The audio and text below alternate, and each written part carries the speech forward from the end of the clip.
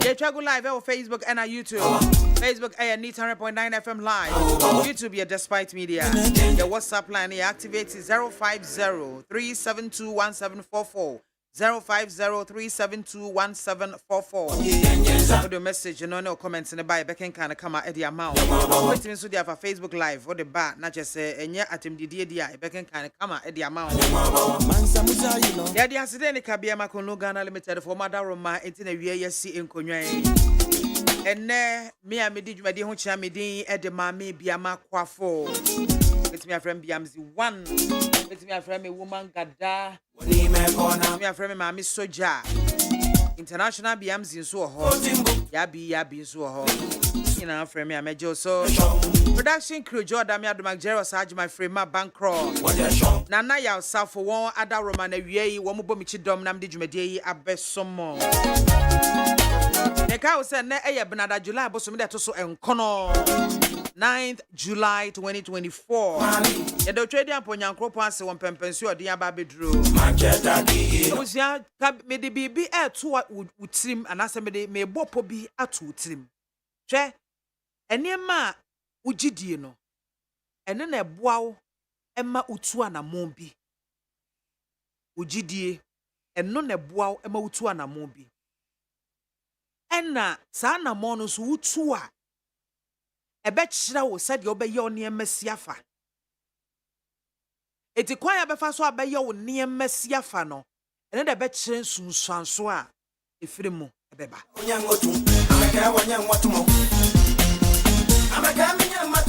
What I mean is your beliefs affect your choices.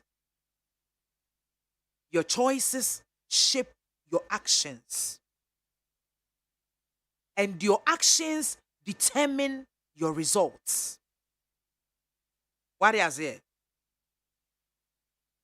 And see, said ya wodache beye no. Ejina eneyi anamu a obetu. Ni ya obeye. Anamu edikan obetu. The kind of choice you make. And then the betche se wodache no. Ene me nyina be prom. Anasa wodache no. Enema be buakam ama wabre ubedru pompom ye ho kura no a ubebransa what you say na metie a recorded radio interview bi ewa manone na nipa no as o kan relationship mu ensem enti o kan no o ka say oba bi o hono mu a okofa bema bi to ne ho so enti sebe wieche na one bema no na bema no enhwe nkoda no a eso blame ho because that is the choice you made. Sa choice no na wo make ye. And this one make wrong choice ya. Blame obia. Enti ena ye fa dia to ekoto dwom say choices are you making no and no any determine your future results. It is a who can make choice bonia. He who say enema be buakam amount. And I will make it the right choice in so and niema ebeko from the amount. And this choice be a be making no. Say koyo and koyo. Blame yourself. Say the koya obe tapi wa beti abon ho abaso say BIAMAH my yard. Eno my yard. Yima my yard. Ko Jones my yard no. Sa na will make it the wrong choices in so do beko baby bonia. Blame yourself. Say anamu ami 2 years de me am timu se mentu anamompa. Don't blame your mother. Don't blame your father. Men blame obia nemomo no. Blame yourself because the future you create depends on the choices you make and the actions you take today. And the be shape odachi. Aye.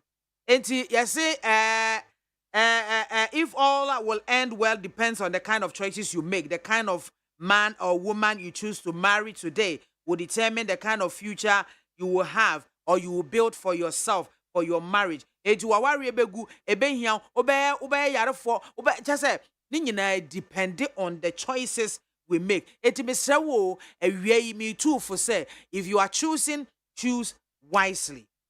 na Nyankopɔn so ɛbɛboa wo ato nhyirensu egu so ama nneɛma nyinaa akɔyie ɛde ama wo. Ɛno na mede mu ato kotodwem na wapu awisa wapu aresa na me fa so de nkyia kɛseɛ pa ma honorable Boachi Ejakon honorable etie yɛn awie honorable bia wo bia me ma wo aha na na jeni mboate na CPC former CPC ana mo ama hena no na bia wo bia awie me bom mu asechia wo me gidi se wo ho ye oni abusuafo ni nyina me maame obatampa Kate Jamfua, the National Women's Organizer of the NPP, and Honorable Fatimatu Abubakar, the Minister of Information, and so Minister for Information, which is which. Abrofono Mr. Mumra Memwa. Professor Nana Jane Opoku Ajuma, the running mate to the NDC's flag bearer. Dr. Christopher Ampedu, the Samaritan, and Dr. Shadrach Ajete Sowa, last one. Chief. Away, baby, Amobia, Michiamo, the wife, Auntie Marian of Chase Glory, or Kainshi, Nana Edubonsu of Nabus Motos, Nana, my fail seto. Who watch a Casa Achapa, Mijidi se Bibia Boko. And now, a mass of way and then make a fancy last 2 years, make a fancy. Among Casa mass of way being Prophet Kofi Dro. Oh no, wife, sweet Mama Rita. Hey, Mama, good afternoon. Reverend Eugene appear radio. One Mama Sandra. More officer Presby. Hey, me chamunyana cha obibia would do a feed na to 100.9 FM. Was a wuti ha say. And I did my dear Huncham if it's a break with an on 9 ebebo. On I bonso anama dan button no ede ama Ola Michael na pound for. Now more ababeto so. Na adie bi etwetwema so adie bi ha me adie bi tete me Ghana ye pebere ye pebere ma ye ho Ghana ha enyo obi a na eku yan yu ye ye pebere ma ye ho asem ni fie ye be kofa asema be fie akọ create problems ama ye ho na fe ya ba be so si edi sika de be solve problem me ka dia kwa akosi san ekwan me menye contractor menye ekwan da sabe blog kura me ntwa bi da Mota kura me mixi bi da. Enti e ba te say be a construction ho sensem a I have no idea but we know a layman's opinion, layman's idea. And a me ya to her. Me minim kwan ye. But say ya ma contract say be a ye kwan efri ha. Ekwa kan te say be a ministries. Now the nature of circle we be fa circle no ayako. We say the circle city ya. E was say wutimi edwi ekwan ni nyina free ha kokosi ministries asan what start ya ekwan aba contractor fo ni bi hunahuna endodo kokwase amasama highway so na make asa free kokwase amasama highway said ya kwantufo bre ensu antam futrosi yenie ye di so gugu so atechese yenie edansuo be yi ne yematon so kra de ne yakwa ba kwa ya yesi ho beto ya fedie eche bozam jim pokwase from Ofanko barrier to pokwase to your friends say and sawam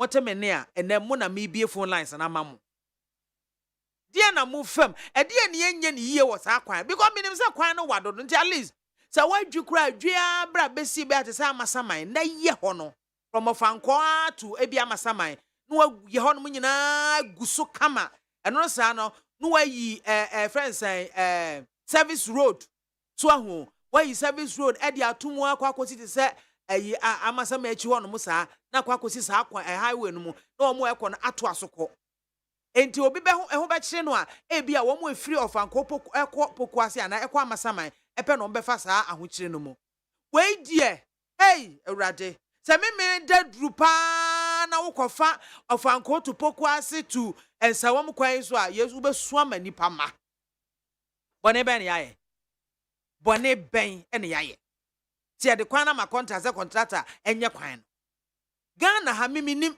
because abrofo ni esua ne mafiri wo mo ho abrofo nso so wo mo ntwan mo kwan ne nsai pasa ansa na mo de ama contract ama obi abeje 10% 5% 2% 1% e de ahye ne ho omo hu se kwan na ya quickly ade bechi a obesa betwuma fa ne yaye ye de ntimi nye bi ye se na kwan na wo ya edi 10 years edi 10 years no na ya den wo maintain a ebe more than 10 years ebedi more than 10 years. Okwa baby to say Israel say ya. Omo ye construction, road construction, but who futuro what a chabako say. And some ye road construction. Yadi ya hey. E futuro na ebo ye se ku ha.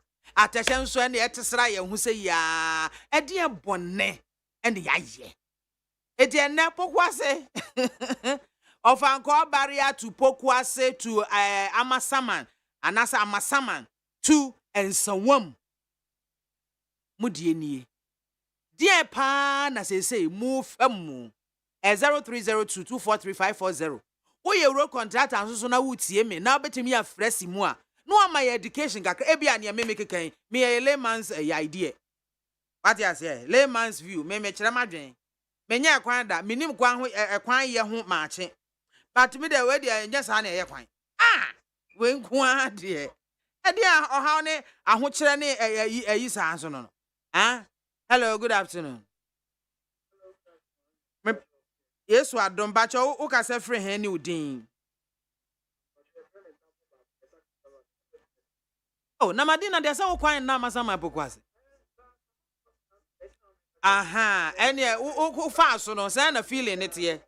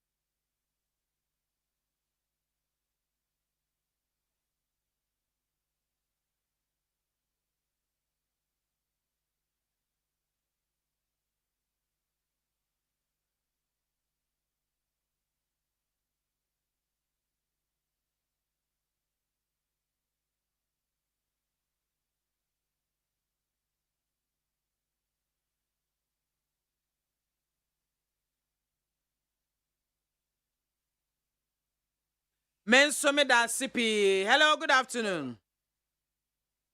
Hello. Good afternoon. Me ba jo di ni baby afrefi. Yo ya yanko. Mami mpanti ekesi amodin edima ho na me chia me MP papa Lydia Alasa Zagiram and the deputy minister. And Jane do so ameka to. Yo mate and Alantra Mantin incoming president. Mami BIAMAH na nsaya me pa sa akwa na pokwase kwa no eko assistant we eko ye wedding na nyame anim ni kwa no de enye papa enye nika because main road no na the area ya class was free commerce over na say wa over wa bra wa be duru na go slow ache nti extra by no na wanye hu bibi intentem emma Ghana for na ya hu say na ma me BIAMAH AKWAFO so ka bibi say chance obe make no wa bra baba yi o enye yi o em say one no ya correct but a bad relationship in Africa ohun say ehia na adokorere no bi wo hono ma chess ni bi no makra makwe menye na menwe na eze be yi a na akopa sika nti hono na bi sometimes no tricky kakra bi wo hono ma tete no even grana what if you now papa for father man abro and I say oh mama me for ban abro no ono grano ye chen na yes you make it choices sometimes I say ko wie ya na ko wie pepe no hono me de tricky kakra me da wa say men so me da say hello good afternoon BIAMAH soldier. Alaji one me kwa me do we ase BIAMAH police. oh my sweet love BIAMAH baby. Alaji Ukunu walandi, ukunu alandi. yes that's right Alaji yanko Nanku ponse obebele. Mama nkia me sister me bita wa kumsin. Eni Anita, ni MC no omu gwa jima okaswa. BIAMAH o se topic o di ba yesu ahu ni apa. Na uni mche sa kwen we no o ti kaswa bra o fa sa kwen. Ba bi o ti dia sa kwen we die.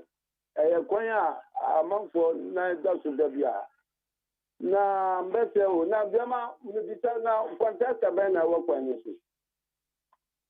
ma jari adanfu bi Oya bibini wa o. oye bibini Wow, asem no. Ghana ni pa Yeah, the contract mam rofo a na Ghana fo kasa. Say ada na ya wo contract sa mo ya Ghana fo. Ye ma o mo agima. Na eja agima ko ma broni. Wo dia se broni oni ma bro ye o. Broni je o ye ni ye mutita na wa ye wa agima ma o. So far mo ne na ye tite mo na. Bibi ato je. O ba ye wa agima kama ma. Wọ́n tẹ́ wọ́n bìbìnì ntì wọ́n tẹ́ ní obi àkàtà òtún ẹnu wò. Wọ́n fi jẹ́ àǹkà kíkọ̀ nkyànfọ́ náà ẹ̀dí ọ̀mọ́mọ́ ọ̀mọ́ àǹkà ní kwáyé náà obi bẹ́ kàtà wò. Àǹkà obi bẹ́ kàtà náà ọ̀bẹ́ kàmpó kwáyé nù. Wọ́n ti àṣẹ. Ntì màjẹ́ ló nù wáyé. Wọ́n bẹ́ ti náà ọ̀hìá nà dàmpọ̀ náà. ọtìmẹ̀chí ya òtí alájì bọ́nẹ̀chí mami. Sẹ́ńtẹ́ mi sẹ́ yà hù nà dàmpọ̀ náà ọ̀nà náà ẹ̀bẹ̀ bá bẹ̀ kìkì nìkọ́. Náà wọ̀ kọ̀ yẹ kwáyé nù àmà yẹ. Ada na ya ba mamu contract wu adam for giska go traso a won ya agima no maye da bia na amanfo kata hu ta media mini magari pa ye nti won kanja na zambo no che kwanu ye hu hia ya won kai hu se kila ya ba ba won ma ba kiki no ko mate alaji wo kai wate ni nyina medase pa medase hello Alan Cash no afom te say yesu adom yanko nyanko ponchira na mintre nyampam fama jewa alankwajo chamatina honorable Boniface na wo hwe akwan asem ya ye ka mo asem ya wo mu ta Ghana mpanyimfo no o mo bo abro pa se obroni ni ade ma na ya nje percentage wo ekwan no ana te ya nje percentage wo aduma na wo ye no ba ya de magani ni aje percentage wo kwano enti me focus amasama kwano me mfa me kan fa so this time because mekwa me ba no the way kan no ateche any the way meti akwa spare part ani bua ya din dollar bo so akoso ama duty so ebua aye din ama ne ama bua ya din no enti me mfa me kan ko fa amasama focus road no so enti si empanyimfo no so wa dem power nti apa omunya enyama ye no omunya lokofio ni omunya duma ni magana ni a sadia one best say me 1000 Ghana cedi ya di sasi kan ni amana ni fani me ye duma ni fenchem but sa wo kwaje percentage obi so di ni percentage enti akotana equipment na odi me ye duma no na enyama na akoba form enti na ema wa no so aduma na akoye slow anu na masa nyama we nyina akoso na masa Ghana for say Chifala kwada tipati yantu abamfama no na 2024 election ome ruling Ghana no one fancy say papa family o my Ghana na NPP ni NDC omo bo my na bro papa ni en system medase pe hello good afternoon afternoon BIAMAH epa chodini me bia ofrefi bacho e frame Jaffa the Catapita ma oil refinery yo Jaffa yanko BIAMAH ma money juma pa ojima o mine BIAMAH mestro ma pe o number ka se me person me send o video na nyankopo aboa and that's all the ye ka kwan ho asem e dia ba radio the ejika ma BIAMAH mbeka ne say every weekend bia wa se me Jaffa me boa no bratema motorway baby wo ha efre ho no motorway global a brave bridge in say, Emma Dentham, the former road minister, or so Ama Fata, Emma Mobile a crime. No, may ye a crime year, Mambiama, only a crime year we are.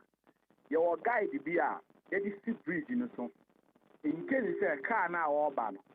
Say, Musubi, maybe our co bridge in Umwa, not guide and add an abba. Care, the impending first media garden in the United Bridge in home. And no more year, quine year, motorway no so. A year concrete, but Omudu Kota Lebe Jane, concrete near or honey. And Chepia Menu Cassie baby or Moyen, photos are Bahon. And to drive at one or Munim photos Nasem, or Bedra no slow down no authority. But the one new photos Nasem Mambiama, authority photos now also bridge. And so now make a new Sukitua, into Cassie free a bridge. Every come from motorway in Sokopo Efunu, and America Mambiama, somewhere on the 13th June, a year on the 13th June. Mamibi, any Nukunu, any Ediam in 2 for count for Banya Oye, and no free Nigeria. That is known to what of our bridge in a day, and a car in the 2 more. Mambiama making a movie, video Nukutama, and no Kata, may force what I may send video no more. Now, what for when is it? Ye or free car mono. Driver no, and a guy no come who knew, but mamma knew ye, mamma is okuta about market to Okuta Aquala. Yes, Aquala no one, soon as you bread. Yantiman Yakola. Manuka said last week Sunday, may Sami in our car beside the tomb. And also video, into Mambia may throw with ye, making Cotogene go from Pouch, may throw. Jaffa, in also, your number way 050. Me pacho, mame, mbongu Papen. Papen. I mean, for mouse is here.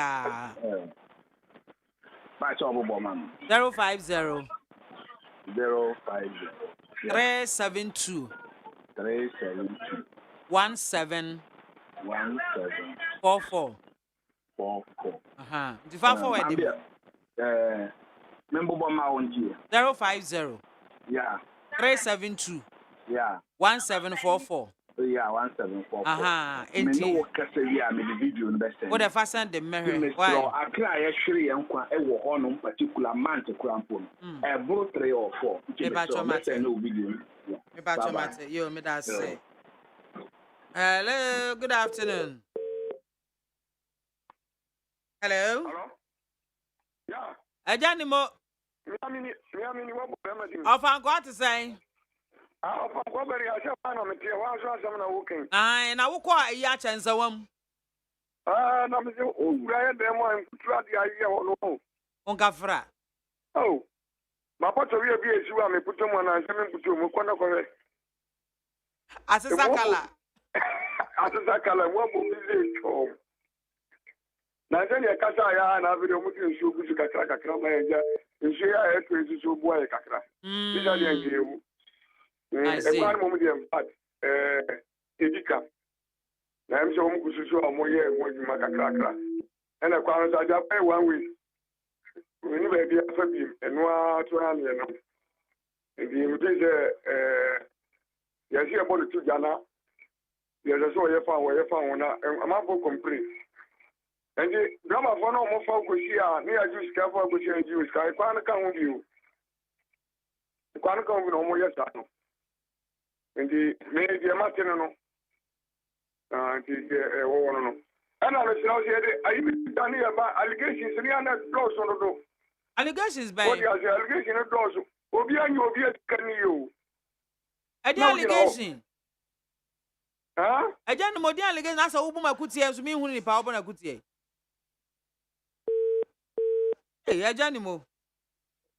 Hello, good afternoon. Me Baba Kupeme Jusu. Only am one if it am a clear Samanka. Peter Papa. Bakupe, no size. I mean, sit up for another to my power, you bought my gun. What? You, a year, the beer sap and working. But the cat I for super bank. Now, and some may make it for pine on.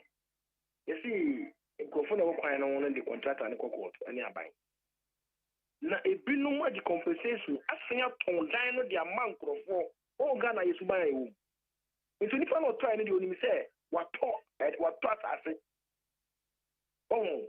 And I'm away in our bow. Is that I na de na me? Make a year in some road. Aha. It's some road na making. Aha, was I then? What was a crown? Almost like a million giddy pa. Aye. And they do everyone stop. Aha. One will be the MC for the area. As some more kind of say, or see a crown, and we're court. A bit the court, no besides that day. I'm not say a dear the compensation data. And no one sell two at a dino at the ammo before. One any pan on one can and any pan of Toman on the say, or far the papa. And they say any pan of the contract and aqua court. And the pan to chill. So it's one shall wear a baby wine. Me I make us and say, you can't you do baby, you do it today. It's quite now also when you say one many pan compensation. I think I'm on the wall, I was man, yeah. And then check and not quiet or to not quiet. I did check quiet. Besi ni be kawa kama ye do baby no nyenya me nkwan kama so bon bi I don't know what say basa it is the American say yes say subai wo mani mu na yes say subai an ye koso yi e be den na Ghana ye and then make say wudu nsan ayi so hu over head na bia na tie e ji afad na boso it me say e wo ma me ni aba be da say me jira Men so me da sipi. Hello, good afternoon. Mema nyina nya ba na ho te sei. Isu adumo gaso kita me na mo nso Israel da Roma we nua asore bani kwa ubukuru adehie. Na na ati aja ni mo so o ifa. Me de me nim san mo keka mi hu ni tin hu ni nkom. Me bisa no so ade na kate. E bia na o ma chi no. Wan mo na chi. Na nsa aja ni mo no ya wo fanko hododo. Ah. Hey. De me na me ni ho. Maminchia yefuna wo ni o mame a wadedi oledi ade me ma na hoden ni akukudu obetini de atai wachi de na oledi ankasa etai wachi no mpa ye ni ba ko no ewi wa buru nsem bebre so oba nse ni nsu ato ye bestre Ghana fo bi a ensu oto a ya omo sita niema edigu ball mu. Oh. Ambra bien what your friends are sorry ba. Ambra bien. Hello, good afternoon. MAAME BIAMAH Pacho, good afternoon. Good afternoon, Pacho. Dini baby afrefi. Hey, Abdurrahman Tamim, Lakeside Estate. Me Pacho you. Enko Abdul. Me dawa asine juma pa na me bo ho by MAAME. Amen. Yeah, complaining ye kwan ampa. But ye penifo ye nhwahan e wo nyoma bi so a ye kwan so dwojo so a emfa wo mo ho. Edu weekends ahwe moto sankwalade nam kwan so odoko Kolebu road. Aso mo de display. Anu so ekada na mra ho ana. Mr. Weekend ya Sunday na me jina da kuma junction. Moto ni bi e ma ka bo bi ne bakun no. Mr. Dana penifo wo mo hwe yie na wo mo fa mramba na police so ntumi nchi sankwafo no. Na yan sira o mamu na yan ye biara yan ye de ye pe. Yesre e ha papa Mrs. Sunday wujina ho na ka wudu wani hwesa dia nkwala no di motos etwemu a u bi sasenti nkwala wo mu awfo ho he Amu twemo ya masamai pokwase kwane so ana hefa. Mr. Ayen kran ko mu nyina e weekend ya wo mu Me ba cho ye ka pokwase asem pokwase e kwan. MAAME BIAMAH Pacho ma pokwase sai de ye ne ka bre. Oni wa na aka bre hwe. Ese wan ka wa mo baby otufo bo ho pam no. Na ho hia. Me Pacho mate. Aha, nam dodo nso nsen kwan. Me Pacho mate. Say Endra say na me wo fa da kabra ka ho asem say. Kasa mienu asa isi ho. Aha. Nti me na say me kokrom begro na say ya me pakopodua. Nti yesra Ghana pelfu mo ye nhwahan e ma ye mbresa. Yesra omo pa. Me da say. Me da say pe. Hello, good afternoon. MAAME BIAMAH wo AKWAFO. Aurobon. MAAME wo bebia. Yanko. Papa, we intelligent. Credit the yes and answer the MAAME Pacho, Mr. Fatima Bubaka, Information Minister, and Mr. Tanwa Japan. Onifaya dia osei. Obwama huni dia koso wa my Ghana, ya mishano. MAAME BIAMAH AKWAFO weekend mi kwa ye kwa utafo. na Africa me back to mu wo amasa mai hono the free thing yankopon bo wi ase ihu traffic we bi ka ha na me boy here o my Ghana yetim and the best contractors for no mo ye kwan no mo ye kwan a mo nga so na mo ye kwan no mo ntim nsan firi so na mo do mo ta ko kan afekire na mo do mo ta ko kan afekire na mo do mo ta ko kan afekire oba kasua contractor bi ye kwan ho no ma me bia mai me kura sabiti afrache man go school kura no me gwen wa me ntia ase ba bia ho tutu no waja ho no ana ba bia ho tutu ye na portals bia ni ba bia ana ogu asphalt ana me say aja mo bi sa ba bia asa na eso ye na ba bia say ye no gu su ko ta asphalt ana me say we we and the contractors for no especially the ma contractor no ya ko for na Ghana for is true. Meanwhile, so Ghana for contractors no munyo modma yie and omo no munyo modma yie na enquire that tano abinum oni nyankopon nya adwuma bye bye. Medase. Good afternoon. Good afternoon. After mami ama. Ipacho, udini baby afrefi. Oh, well, never my table. Eba for na bibia boko de. Oh, mami ama boko. As when ya GBC as ya bia bibi so achro. Oh, I know the man ya so that wali we. Abemu abe. Wa wu kru e ya Muhammad so fine. Ona mama say say na me say wo kind of o papa ba no ho be. Yeah, great. Oh, mama one kind of crop ba o go be ni me ya. O be ni wo be. Alaji o, when me the alaji aneko. Oh, there no kwanya ka wa mande mo si. Alaji dia, oh no, I can't so crazy. Alaji no baku. Every day need to receive too much. There you go. Yeah, my message. What was your question? Me say, and then me ko bo kwase ba, enye me yema. Mrs. Sunday, BIAMAH. Me nya bi ewu ni yesi ekoye, abusu ekosi akaka wa amasamai. And I may be see. Me di 4 hours. I no come and do ko for oduma say. Na man na u contract na eyi. Mo ye kwan. Oduma se kwan ma ye eye. Kakra mo be ye wo ayi amomole abepia sofa. Man BIAMAH kwan da ho. Enti ye mpanyimfo ya me bisa say ade na mo ye no. Ye manipa ana ye adije ni monyam. What you have here, Medipa, obey Nipa. So, but BIAMAH, my way with the politics in Inti. I didn't know I do a baby, but I'm not the enemy when you're my okay. Yo, Medase, Jeba for Medase. Hello, good afternoon.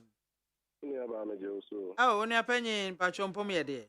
Nyame Adaroma now swear. Adumara quiet, that's what yes. Nyame can say Nyame Shira, what? Amen. You are out of the mind. Na Mr. Me madam for alaji gado na yere no me ansam. Oko to so ba na ya. Oko bi a ho bosom. Bosom na ya nta wetumi aba wo. Yes. Yo men come asem. Mini aba ya ye contractors no. Me di wo mo ho ya kakra. Mini aba me mani afi me be two swedro contractors. KE and Sense, KB and 9, Kasejan. Kasejan no ye aguna swedro to Achimoda. Early 80s.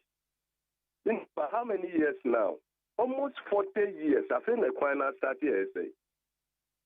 Na ni awuken ye Hong Kong, Kokaswa, Nansen me call me villager.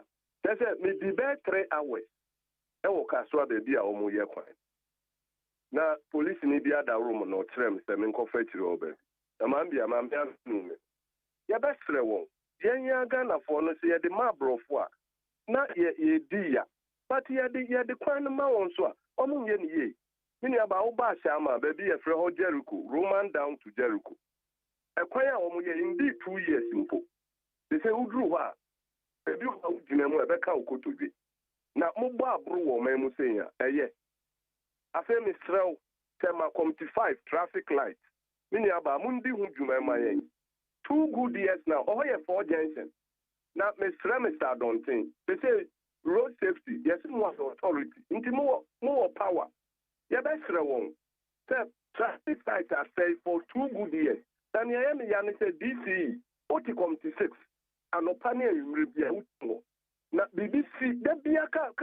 krashe wo na enipa wu dia ubenya nipa mo abeka brofo akese akete wo ya omun twin nipa nkwa ho kakra mini aba wo ni ame adwuma Medasipi, hello, good afternoon. Mami Soja, yes. Nyamina Dumbacho Dini baby Afrifi. Polo Mani from Dodua. Yo, Polo Yanko. The woman say, why are they? I can't want some of the annual. Me say, Oko say, one with the madam, me say last 2 weeks, one, you could ye be palm, me say, che, yes, the from Nancy. After the month for fool. Nancy Pan, casting the moon to me, or one of Mundadam, yes, sir, by why. About where I got on the second way, now I die, or the second way, now I die. And you want to know who's in this car, and the man meant to do final. And you say, I on the Nitama, so no, the other man on your mind. Why? And that's it. Men Somedasipi, hello, good afternoon. Good afternoon. Yes. I get the more person me line and cut it, but Yamia do my son about sorry when you. Me the next at the phone, you know. Me, Yamma, you know, me na me penny. Me near Gado, Ewo, upon Sabia. Gado, on to 5. Neka Nempian Quank may be a Kobukuru ama, why, you never. Masemedase, I like you, opposition for those who I did away 5 phone calls. Only mammy, a drew to top racy and then who to Ghana year more. From Atomic Junction, ADBC Quabenia Station at the branch called ACP or no metai to tell baby, and me so dear and kind to what was Muno Chinti analysis.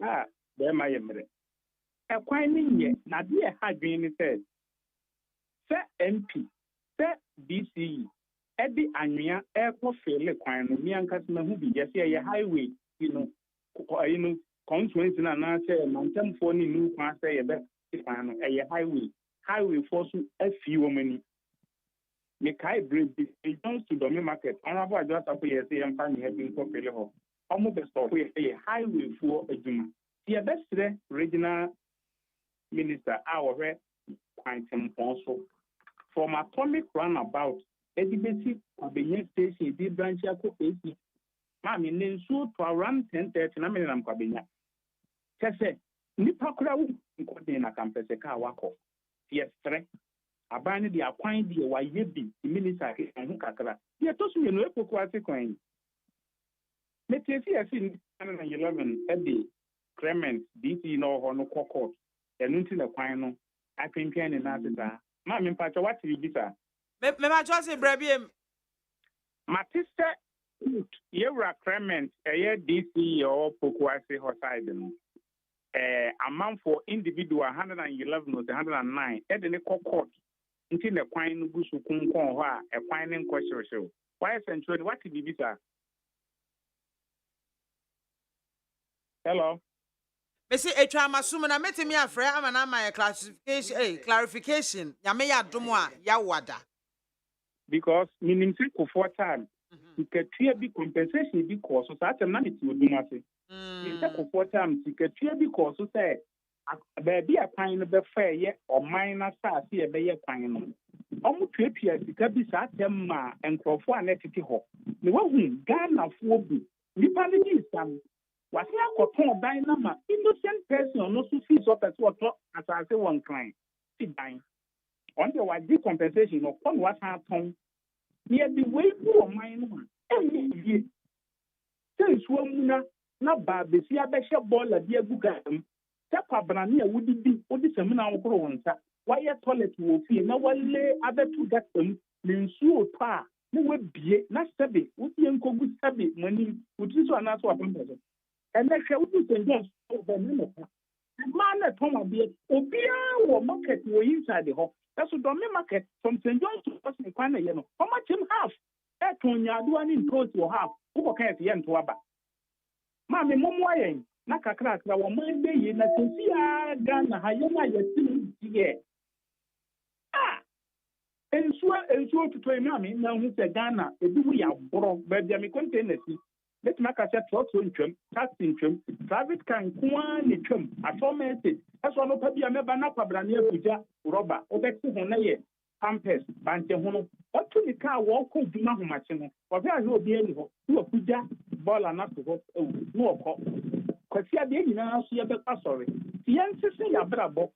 Na you be na be your mind ye e ye me no aban ni ye na fam de e ye me ka me ne wa nya wo a wo de do hu mi bi ni e man bi me bi aburo wo mu ti mu do ti a show me it na kwabra ni won ha dan o da contain so wo ye mponchi be 20 ne mponchi da hin no no mu da hin baba pa ni nyam nye dino Meda say abusiafo ha ane ade yan course nyina besie argument na ahyase ama aha no mo ahiti so den ewo krom han mu esmo ha ukanya nsasam kra yesi ebunu nkwase asem enti misra wo ye be ma na premature ejaculation mu ani mbere wie yi na so ano before it is too late ya no na kunlufo ahumombo ene ode mu ho aduro ade aba eye Mr. Keo and a king tablet and the man meme nyina enom esan sa dwuma ba kwa king tablet wo ye ne se obia wo BP no wo sro bu hon man BP ni chese shutu kwosro se ya eti mesre mo ma onsanka king tablet ya na enti memwa na manage BP no emma Korea Kunu for more East Legon Champon Junction. With me from 0244139179 This is Subio 0244139176. Affair sound was 0204139176. And our last one is 0274179178. 0274139176. Maybe a ton will be our cow benya kunu for moon be at all. Manaro man ye me bomo hagi diggy. And then someone who do pin a guap so ya babeto setesimo a day achramo. Ya bet church ya jene ewo home. Ya better send a sebes panico na high. Ya better send a sebenyan safo. And then a NPP am yokono one more equa Dr. Matthew Poku Prempe and one Thomas running mate or no nebe support to Dr. Mahmoud Baumia. Dansana unveiling ebe koswa. Woman de nebe korbe sante kotoko hino tu voice to ahim fie. Benshia. Woman de no akwa chre. Wari azie. And no dan chance so appointments of Supreme Court judges. And this in one of the Subo Airport Chief Justice. And name and Penya Kufuado. More parking Supreme Court to the MPP for and our park one must say a judges. And one would do more as a mammo. Now, Attorney General say, I Sana Montuna Bebwa Palma Tentreni, I Juma.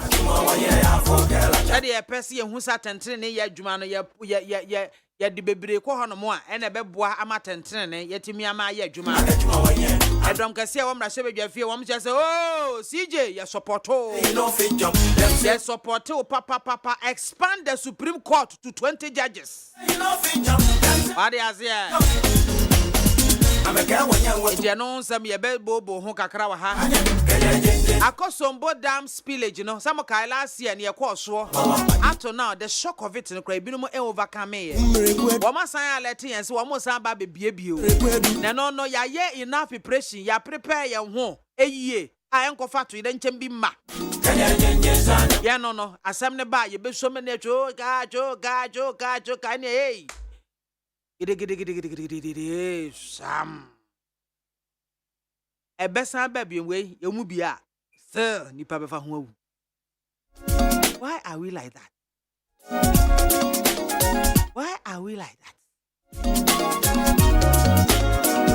It's when is one who do na eja ye bebo bo ho awie na nyame ye madom ema mapamfo ma ba be kam ho hase aka ba another cost trouble. Ono so ayele to my yes, sure, sir. Entrance program no. Yansha si enkodru finfin baby de no ayiniti ha. Enti nyame adom me ma no omoya miensa. Nana into emrichi o political analyst one emba panyin. Enna Ernest Nana Kwame o say adade. Ha, another stubborn child onu so MPP. Onu na me boto so mienu. Enna Godwin Ayaba Mahama ono akwada ketua wo mu mpanyimfo chese wono no wose wonti obi a case also another stubborn child ona me ba otoso me ensa ntimi wo memma katinka me ensa e wo me nchen a me na me manage wo mo ba besia ntimi you can imagine na gbe wa you know fi asiri you know adi keteku you know na bo sia for makwa aba ye na adade ye na maame hey oh say okay asem na me issue disclaimer na mai metimi ba bi na makoto buku na me kan Obaya obe coming to go pay. Na me can be pay yes me na menum bon. We have for me last one number. Oh no na omukoye ya last year spillage ya ye kan ho ase. I say nkrofo. And book now kind of spillage no one. Eh me wan say. Oh okay. Okay we are now there mama na me suma ko kan bi. Meto bi kra bro. Mate mama akwa aba. Ya me aba. Na ho te san. You ado no ye na. So ya me ba to so me ensa. Baby ade mbe she bia me. Aha. They call spillage. Oni adade. Ayi nana into de ne ho dwo. Ali nana de ne mas na na ha dwen. O se fe. Enti adade shen. Me ye mas 1993 am ye mas. Se o de mas. No, o de adade be your body a. I don't want you as a mother. I don't want you as a mother. Eti for some kan o. So na me ka tia mo say me ma no. Panyin ne de ne ho dwo. O say first boss de ya no mo ntai ha dwen. Second ne tied for no. Oh, there be. Omo no mo wa ha yi. O si wa resign say oye ba. Obi a me match mo awo no. O ka tia me so on pesa me ne ma me bie mo. Let me ko resign say oye onye ba bio. Because only say dia me di na chi no. When me anso ni mu ye ama na kwa stream. Asa na wo me nti ono na wa cause problem no. E do so be challenge no. E no so be say be challenge no. No. So what you say? No. Well mama no credit say. Asemba ko na me pese me ka ho bibi kakra yes village ya. O me ma no adwenkyere. Ese nchia no chia ye. Wo dem me ba ye beti asima dade ye beti asima ba bia me pese o comment on it. Ipokwase to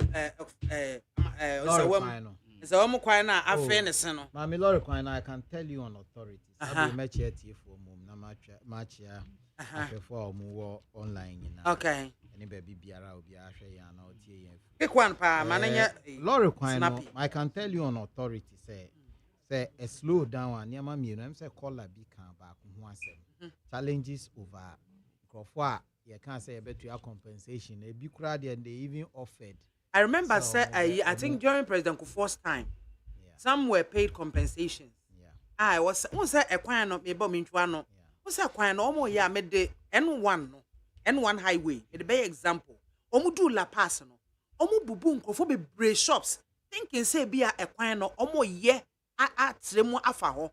But omo ye quine of fiam afe. Shops omu bubu yo adan omu bubu yo esan ka ho enti meba enti no owners no went back to reconstruct the shops no and omu san kotenem enti meba o enti acha bia 10 years to come na say ekwan na say ye dey ma different contractor ubon so omu aba begina say omu pepe compensation so akwan bia no akwan we no ye dey donor funds ye wo akwan emra da ho the kwan bia ye ya ewo ne nchen no ewo distance a esese e cover ansa na efie aba nti ye disika ye ukoji sika na o de be ye lorry kwan sa niama ni nyina ehim okay nti 50 meters or so from the road ebe da ho nti ye tua compensation na sa measurement we say highways for be ba be measure no mo aye line bi no mo aye arrow no mo atwero ho say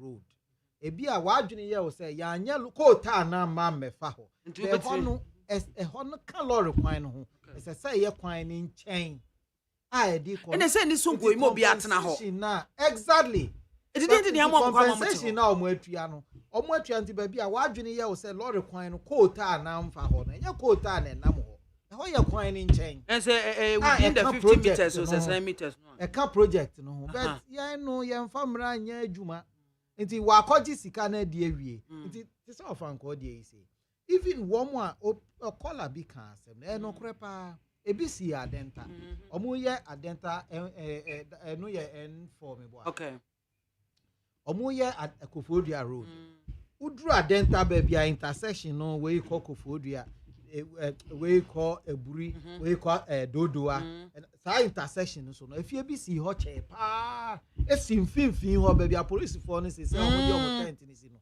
Now, if you be see her, a see hot pa, papa no call court. To the extent, say, even compensation, I a triaman, no. Or see a shot into on J, just said your cancer or Begin and one of finally your triaman and sana, yet me a boo boo dino. It is no say it is in for non nebusia 40. As si quine in fin, no me, I am completed. Oh, also on play my emu. It is oji abani sika and sana. Why no you know who were of Uncle Rodi? So yet you will be a diamond. Contract, you know, as part of the contract sum, no, Sanyama winning aship. And no, slow down project. So be kaya year of Uncle overpass. Baby overpass ending na no nyina bi si ho. Sauti onyina ne ho mpani ha etime delay project no for close to 6 months. Onyina na ye kwa akobu no because obi si ne bosom no. Na nsuo na ye tai onyina na ase no ye omobosom. Ye koto na ntwie ni niam bi be ya amamre ma aban tria that time I think 10 million. I forgotten there. But ye tria sika no ansa na omo prama ye bu onyina. This niama we na a delay project but project BIT say no na project managers papa e was side. Enti the second thing I had been a time here by ya COVID no by ya a mine sika sem year basa no projects be brave or no more estole because na funding sources no omo ho achi it is a Chinese government na finance ya ahokyere ba omo so no releases no e mabio okay enti a delay ya e bi wo ho na German government no no anka so onya sika no emfa support to ne ho enti most of the releases na ya these are funds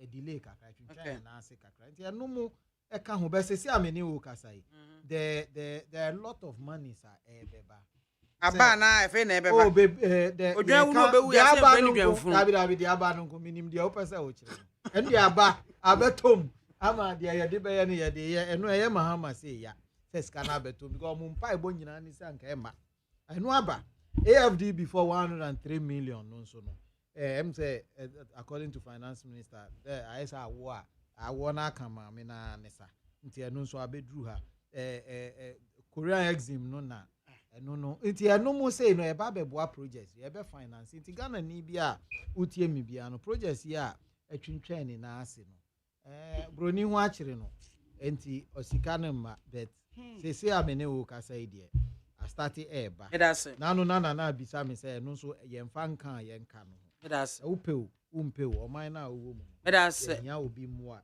ye dia ye mama your quick comment on the asamu aye ka kire wo of Anko Sawam highway construction the inconveniences all that mama yeah mami ntia minuanom na me ntia weti fo nso but I thought some time passed omo declare year of rose anamboa omo declare year of rose anamboa until before me declare year of rose no omo nim say money has been stalled please me say no omo nim say money has been stalled 1 2 mekai the road minister ekachire yen say and he's on record he said that omo ye Ghana kwan nyina na wo a ugusu bisa se yembe ye wo kwan no ene na waka achi sao kai mamiama o se gallop that kan ne brofo kran ka papa but he managed to speak me kind of road minister when he was saying that wo a ubisa road please stop wo a ubisa road no ene na waka achi oh I the lawyer be na te brofo forget let me speak forget master there is difference between knowing the law and speaking English. Please forget. Let me go my way. Mama, you see, we need here a Obianim say road minister and bro from forget Obianim. Forget. And they ukasa mayedin. You stop this. When you try to now, Obianim say bro from forget. Mama, my only bibi. Aban way any bibi BIAMAH or my Ghana. 8 years on. On my final year, and on my hope, 2 aban we catch say Ghana beyond aid and then another tia 38 say nunti na ama project astore because covid na sika ma muka kire yen say Ghana beyond aid maka cho say MPP encrophobia omuka sa wontie won ho and they think say Ghanaians are gullible inti entro na mribia omutwa no ombeko so etwa on the he aban osi onisika kohwe scan na omuche okumase in the name of say ye outdooring of running mate kohwe scan omuche mama don't worry me say I part of your topics anamboa hwesi kohwe scan omuche kohwe evidence bra oh me see kohwe basisa omutua drivers and their basing nkofo and their kokumase at the time aban say ye nisika at the time youth epe employment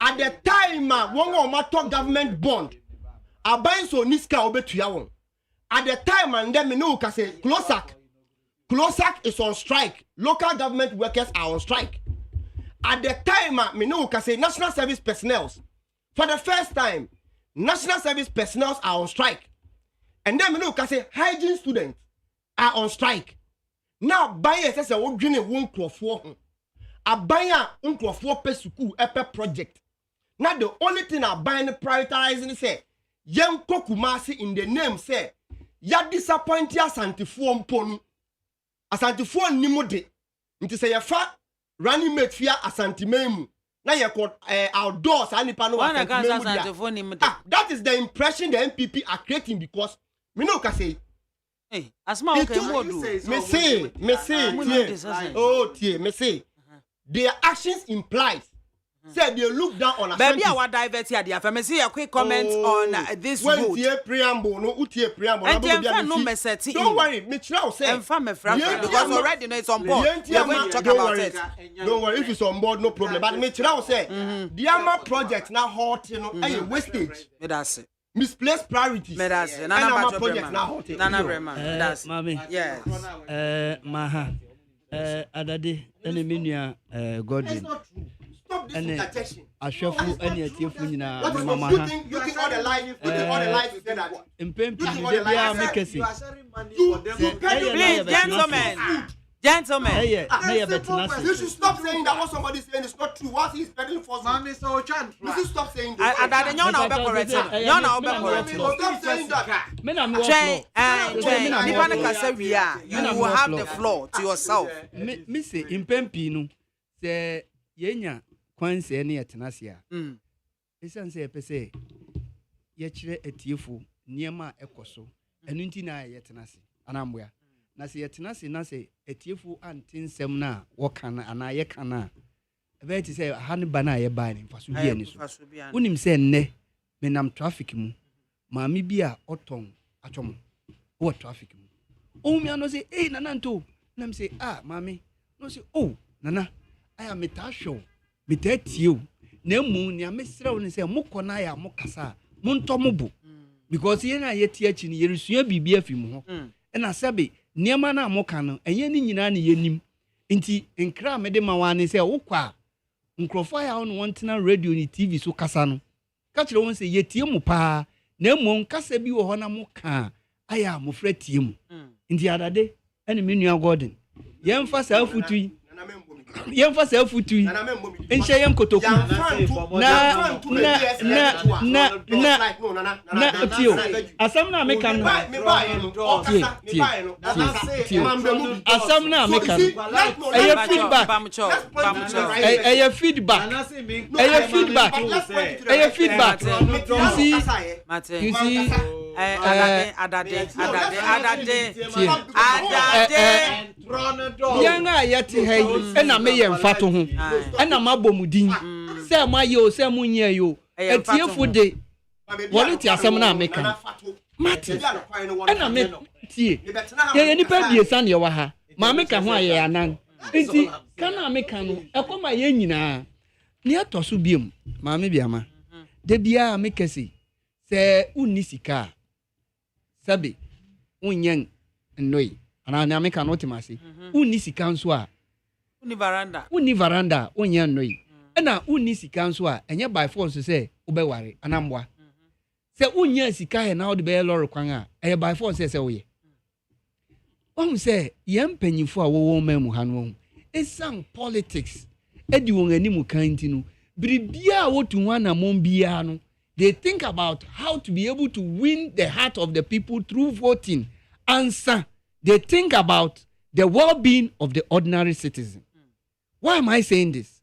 Abango tiso abayati asese ono di alor kwan e wo mamu ha no why over 10,000 kilometer routes intinka yeti hey enka fiti ha ko UK e over 10,000 kilometers intinka Ghana alor kwan nyina fiti ha ko UK nke yaye but adiba ko amedi mani two form ami hu ni say aban we ya aban bia se wo kese infichiri akwan a eno no waye when it comes to the major roads ade inuan ade niema beba krom na yetumi a export to bi no sa lor kwan ni nyina no atete wa pansa esanse wo ko yendia lor kwan a ade batemale enkoye wo batema na oro abefa beach road aba besi kaneshi ato aso akọ takorade a lor kwan no enkoye oreko pokwasi amasaman nsawom akọ si kumasi a lor kwan no enkoye adenti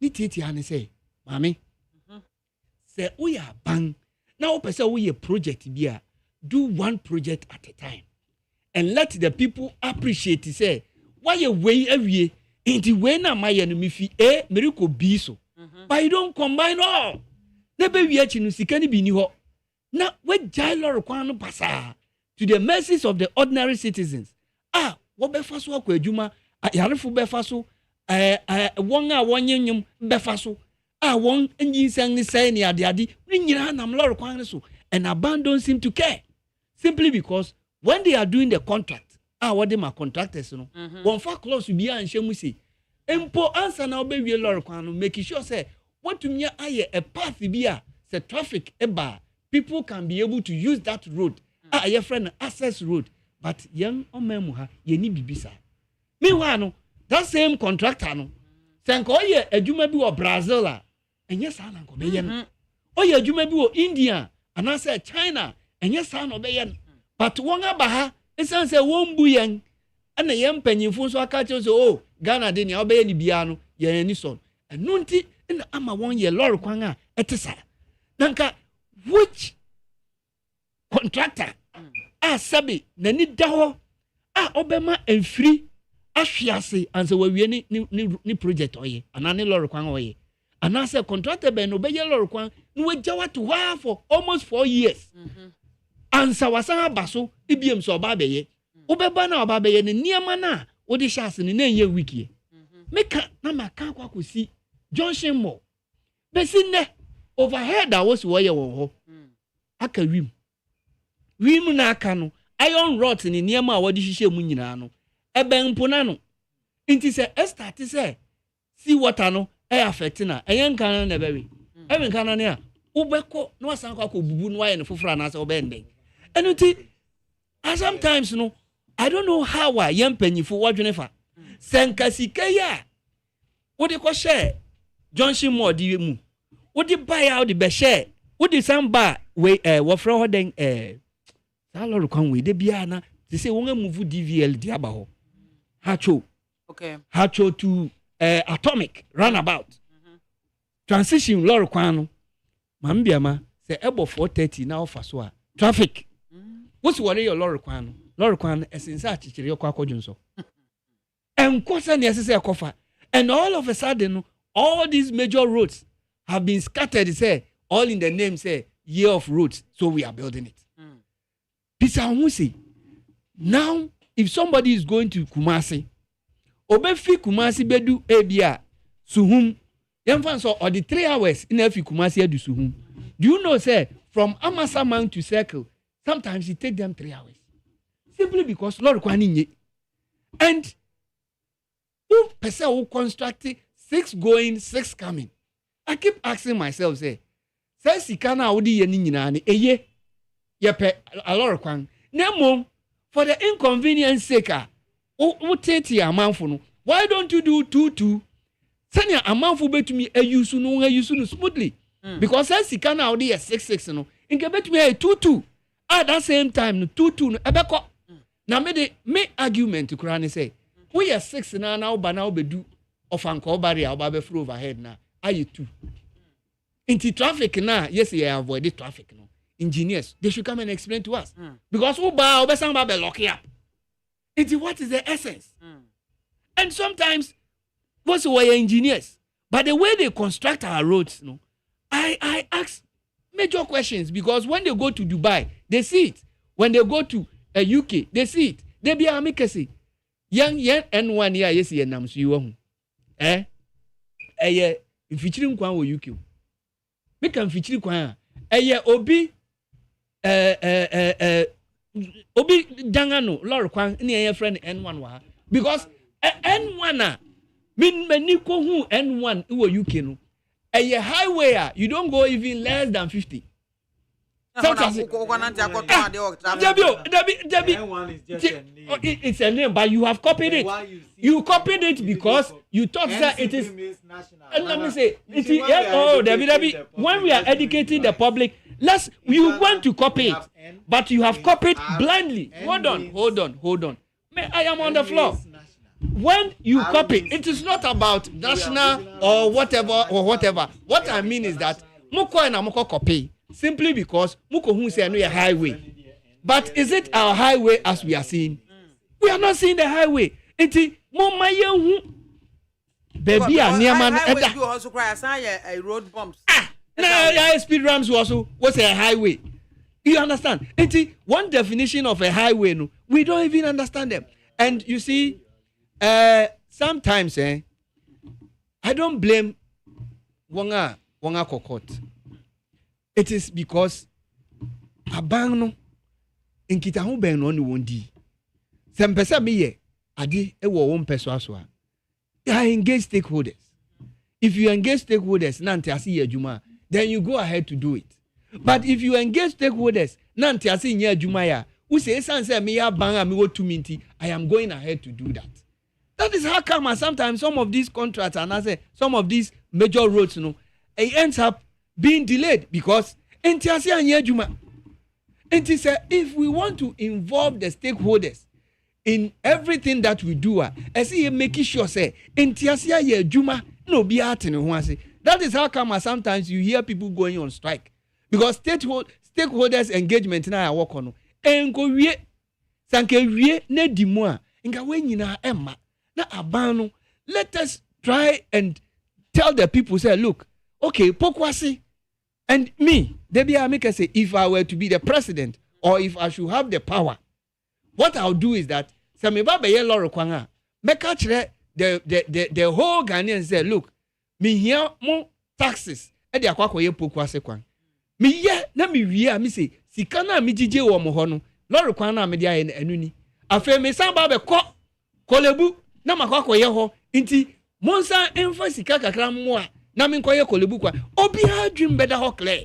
But you don't tell us anything. All of a sudden no o say ya start here ya koka o say oh ya Lord Kwansing obi biara obai be the president o memu ha. Meanwhile nso no ubekọ no na wonga e fadama to abeka Lord Kwan. Fadama to abeka Lord Kwan nipa hin efa ho. Na the major roads na manfo brani mo no wonga jawato. Thank you so much. Adadebra NPP unveils Dr. Opoku Prempeh.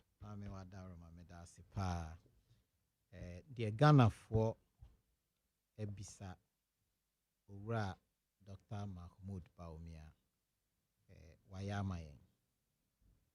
The NDC for Epe almost your more pay and running mate. The natural NDC for Nepal say requirement. Ghana for artist requirement. NDC for na Eboy and Subo or Mayu Ejabu Ejaba bedru. And they pound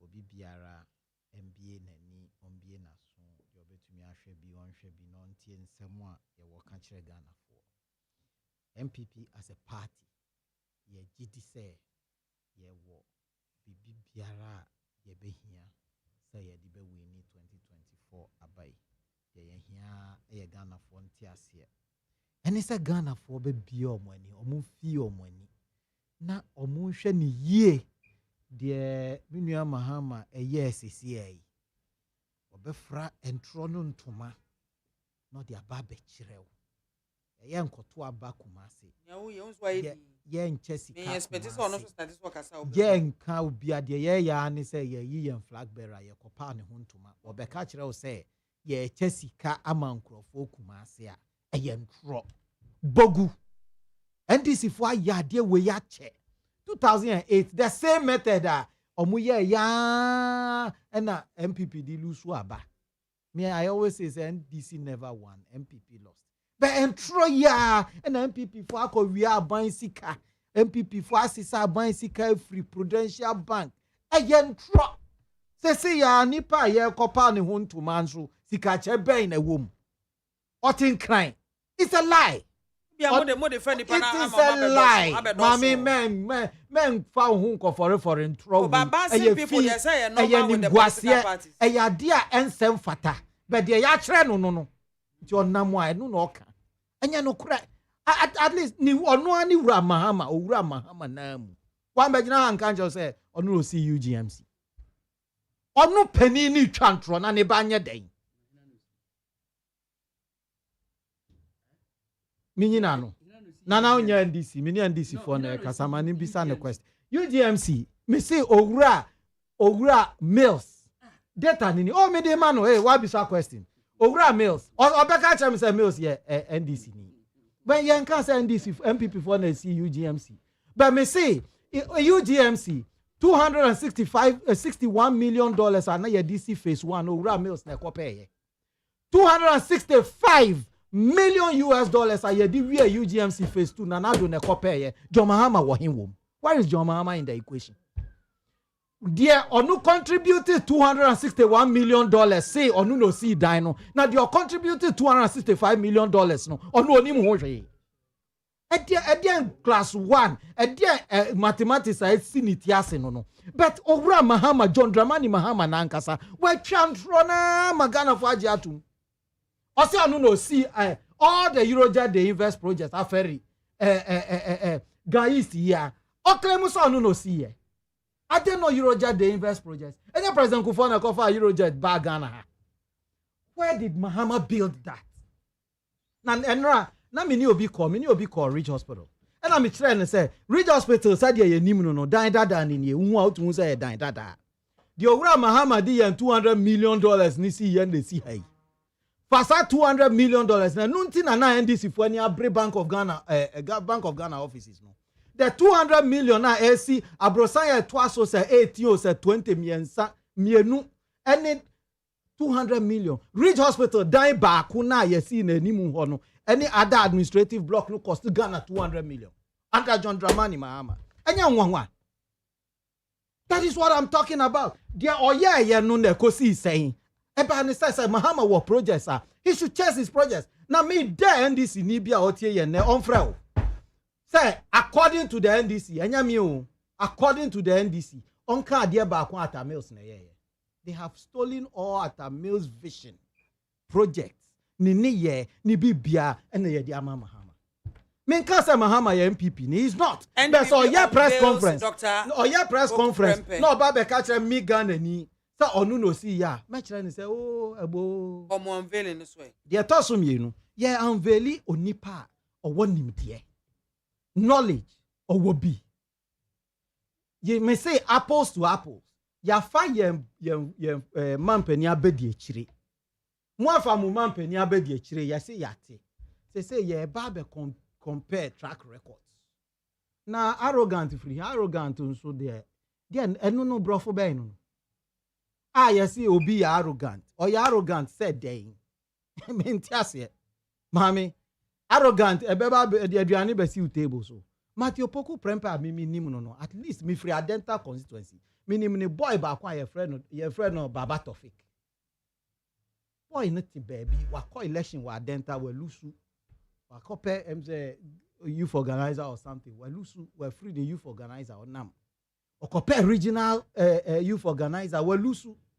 Boy neti baby wasi otiho boy nanka se numu asem na owura na po hu no si na election kakra we lusu na owura ho a uti u baby bra yenkonko ye adwuma obi a wote ma obi a walusu ni election oti baby onim no onye na kwala nya ne ba wa freno ama ene so enkrofo kasa abranti a friend baba to fix suit mi kabi hwe boys a omu ben na po koni constituency me enkrofo start can same way the one country kura no yes you oni yem ye say who approach no now the how call ne ho a wanya dru ho nko ade ubenya wo mo a yeah enti the omu kan say o arrogant maybe say arrogant no as ye say obi say o say ne constituency so say then say aban e de niama ko mepeo say himfa nko a na ono nso de ne constituency beba na kuja to okasama ne ho your friends say man shiafo Okujato is fighting for his people. Napo is fighting for his people. Na ninkra for kosa line omuto abama no. Omuto abama na po so nko parliament nko ye den. Enti say ye diniama akọ Mahama constituency was Siremu a. Na me nso me si kwame adade me nso me free adenta. Enti mumfa bi mra ho no mu a. Me arrogant. Sa. Ani obi an fight man ho because omukoto me personal so for ekoto abama me no. Omu dey say me nkotena parliament na me nya den me kokasa ma wo mu niama aba ye de bi ko ha muso mu ma me bi wa ye bonia ma bonia obi anya bi da ana omu say den o say ye mfa timetable mra na wo na ma me wo ti hoyi wo na Mahama wa supervise dum so for 4 straight years yetimi da kania mu nansa nanan yetimi da sorry asumu nansa ni nanan no be ka kire o say wo busu me ba ko na kanya no bona ni prepare nya say yadum no nansa nanan o say bona ni pre hours na aba na abona ni pre na aba na wa ba kire mu say yes eniama na ebe yeye owura Mahama na ono tena adum so no so for mfie 9 osan wi ase kro osan bu Ghana for by signing take or pay agreements amika na nkrofo enti ase no wa san ya bu yen afaso onu no ebe ka kire me onu kukuo ni hutum ebe ka kire esreva se ni ho ayetum wo wetena so 4 years obi aba busumi ba ku mienu menyi ni sa kanya na ebo na ni prepare na di busumi miensa kora busumi mienu e ko ni busumi miensa so no na wo Mahama na we lead charge no e na o ka kire ne say wo mame kire daily graphic publication we will not bring any doomsday timetable. The first person who said it was Mahama, John Dramani Mahama. Daily graphic, it was front page. Me ya chira say me anna me be ya chira is am himself baby Sam said that me ya ma say Mahama and I can't say we will not bring doomsday timetable first.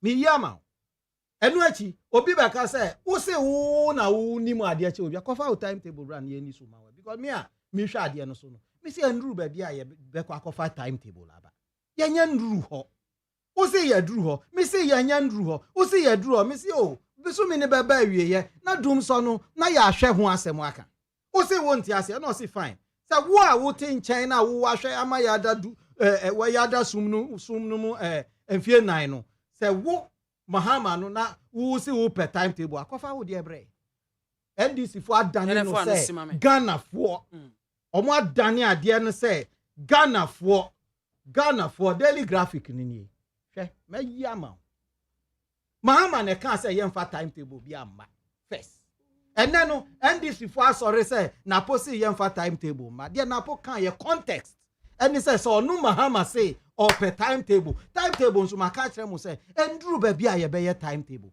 say enduru ba bia ye be ye timetable la Mahama publication ni John Dramani Mahama mfoni ne wo daily graphic date no wo so that's it no na po akoka say on fa ni timetable na NDC for twisting na say na po ka kire Ghana for so on fa timetable na no a ono ma ye tena mu 4 years no enti masa mame ye drum bra NDC for gimmicks na ba pa krono ene ntro nyama mienu we no mu ye ni thank you so much aba ne sa no mu ma yem boy ye ho kokko na de Mahama ye otime nchen ene ne wura Mahama na onu so wo ba bi de omu beka bia no Mahama say edru election ye ntro kakra no kre kakra mu hwa mu hu ye onu Mahama no o twa ntro bebre na ne ma na twa kakra asoso mu ma ye ye de mama brem you see my so disappointed in the government communicator. at this time, Ghana, the economy is on its knees. I say, Okasa, Nema Ghana for some arreshemu. Say, there is hope tomorrow, no? Otiha, and a dede, and a way. You see, may take me time, and I will expose at that day very well. MPP for Yankrophobia. Yeah, mommy. When you even tell them the truth, they refuse to learn the truth. When you're the first time my MPP for repeated take or pay, and I'm a boy, and I'm a catch now say, since a MPP for be take abengwano, they have equally signed take or pay agreement, and I'm a boy. Ask her, and you take or pay agreement. Into bisa on say, so nyansan ben pa ne wo omutimwa. They engage in take or pay. Bomunya akwanyana, they create an impression as if say take or pay bad. At the time John Mahama signed take or pay, no. What they compare time about almost sign take or pay. Almost take or pay is not needed. Unnecessary. Because under John Mahama, we were in critical moment. At this time, are we in critical moment to warrant take or pay? Until ye pobia. Ni take or pay ye unnecessary. It doesn't make any economic sense. And it doesn't make any technical sense. And ye take or pay na adodanko akufado alaji baomia abai assign. 2. Or about Mahama requesting for timetable. You see, MPP for udiomochia. Ube a lot of mistakes. Nipana or interview Napo, the arrogant Napo. And the video is there. Mami. Nipana nkase John Mahama bisa timetable. Alameboa. Or say Ghana for bisa timetable. And then adadeti ha catch the Ghana for say. Omu ni that technical or what it takes to ask Napo say on for timetable mbra. Until ye can, then they decide to wipe it and coin it as if say John Mahama pen and bisa for timetable. Ghana ni biya bisa for timetable. And then Napo omwadi o kasa ombu Ghana for catch the Ghana for say me for timetable man ne en from betna. Wa wan kasa beti matna udem afa o pen the paper draft your own timetable. Now buyer say wo buoma o manfo a instead of you to apologize, then you get government communicators like Adade Ebetna defending this arrogance on somebody and ne musoyamo running mate. And you see, a bang way time without number, a bugana fuenimtia, and we take them on. Sure, mommy, this Eurojet project, they keep lying about it. Maka Obibionim Eurojet project beyond him say Arab Spring, the coming of Arab Spring. And make the financing source not come again. Into baby and now President Kufuor air sourcing funds to come and build those 8 hospitals. Sasikane never came. And go and read.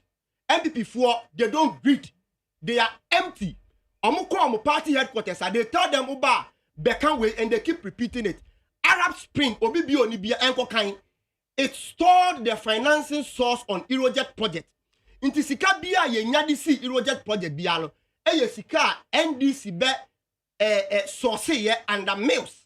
And the man yetimidisi. Inti na ye kase that project doesn't belong to Kufuor because in the absence of Sikano, that project mbem. Sankane financing source na ne ba yanka fine. But Arab Spring affected the financing source. And at the day baby will be an sian. Siadie, unamaokita books as a siadie you read, but you don't even understand what you read. Yes. I mean, yeka abaya otantropa. Don't worry, this me kokrana man I don't have a problem. Because stay focused don't on worry, what is on the board. The last please, point. I beg you. Or say yeka abaya otantropa NDC abaya. Mami, anya MPP ne catch and said John Mahama the 10 million. Ako printe presidential diaries. And then I'm catch there and say John Mahama I inflate Kaswa interchange. And then I'm gonna say John Mahama ato dine Dubai. And then I'm gonna say that microfinance egu obono your friend is simple almost say John Mahama ene ne yere de so kai what's the name of those microfinance so beti ma boa me the egu obono almost say John Mahama ne yere edia ka kire yen say God is love ni de kika ho ka kire yen say John Mahama Airbus ni hu bonwo me so Airbus ye de ma special prosecutor till now until me find anything wrong against John Mahama and John Mahama and I'm free mo promise Ghana for say when ni na ye that as say dream ni kan kan akoso John Mahama be mu mo ba mo be che no 8 years on man and I'm free you are still making noise about say John Mahama e ye kronfo am nti ne ye ka ban deliberately obon sire mu twantro edu gu nipa ho fia and ye na nado danko akufado MPP aban and they have said a lot about John Mahama 8 years on John Mahama and I'm free omo ntimi enche ne ye nti adade mi maka Ghana for nim said ya mabo man na tete apansam enfam ne dia mo beka it is time for you people to go back to the bush that is where you belong to. An elephant is not meant for the home. Elephant is meant for the bush and that's where you belong to. Mami and no mo unveil napo a normal ritual but se wodi weni edi etie fia no pa na wo bisa wo ho se oman aban ni ka kire yen se ye ni sika oman aban ni ka kire yen so ontimi ntua national service personnel and no mo strike abaya in ne closer local government workers was strike abaya and me no ka say hygiene student was strike food what munia eduane ma yen schools school feeding and yentimi ntua wonka omatua me no han omukusu de omuka me no ka say one yes omatua bi I don't have problem but they are still owing them me no ka say yemma me no civil servant omato government bond abai so nisika obetua won in the name of say ye haircut and be last 2 weeks adade betena ha all touting the government so ma yade say yakopa amayan man chew ama omode yen kae den ache nu poye so omode ache but omode yakoye nim say ye betua nti sa oman ti say Ghana pempenso a yedunu imebunu nya adwuma nya in the unemployment rate and I'm 14.7.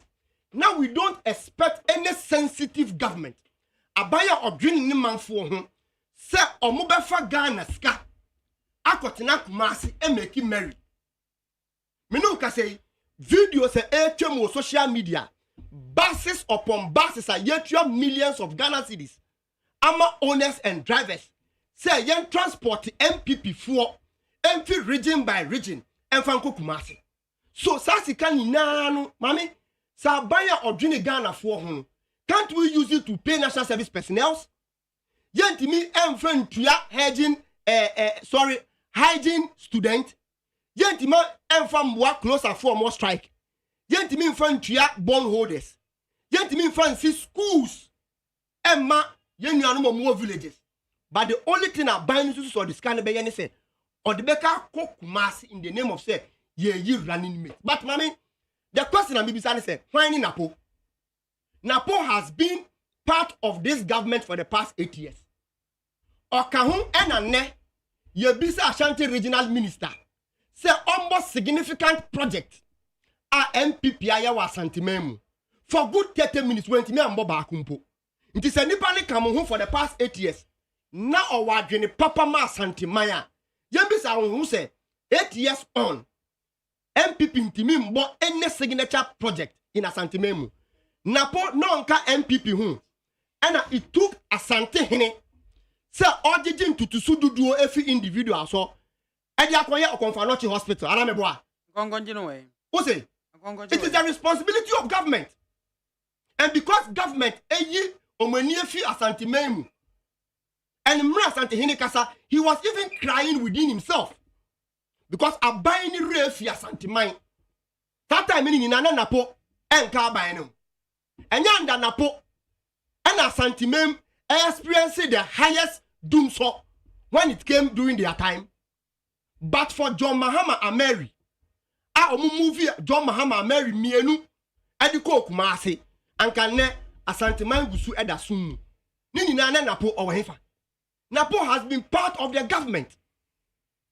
Napoka government no and omukate sword for swami interchange anameboa. And that Swami interchange they have not even done 5% of Swami interchange. It is a sign upon the junior Santimai and by now, since Omukati sword and Swami interchange, they should have been completing it by now. John Mahama SC the biggest market. Kejetia anameboa. Kejetia market. Phase 1. And today, ukwa a booming Numa our Santimemu. Phase 1. Phase 2. 8 years a MPP betina benwaso. A napoka MPP abayo. Phase 2 egusu won't do baby aye. So what does Napo bring on board? Because Napo is a part of Saban where and net unemployment rate is moving from 8.4 to 14%. Napo carbon way and under inflation and 22%.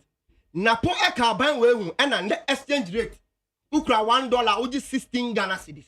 And then Napo e carbon way and then me no ka say yen suku ye kono red, gold, green. And ye under the time. And for the first time Ghana school ye kono red, gold, green. And ye under the time. And no sisa yen curriculum of the basic school 8 years ni mambiama and rank so much BEC. They have been in the basic school for the past 8 years ni. Omu need any official textbook or kind. It has to take their parents to go and buy textbooks for them before they could learn. Abandon depriving yen basic school of the needed resources. And then me know can say capitation grant is in arrest for almost 2 years ni. Mra napo eka ban no. Inti napo eni bibia de baba me de manusi no. Ye ka about arrogance. Manjama. Napo we ene ka kire Ghana for say. Wa we here with timetable no. Of our timetable bra. That is 1. 2. Manjama. Se upo obi odwene Ghana for ho a. You look at the exigency of time. As at the time are now tidal waves. Afami nuanu mo muwo voter region. Na a displacing nkrofo bebre. Ebi nya baby na afifa nkrofo afu. Na say ye could read budget. Na say ye looking at preference.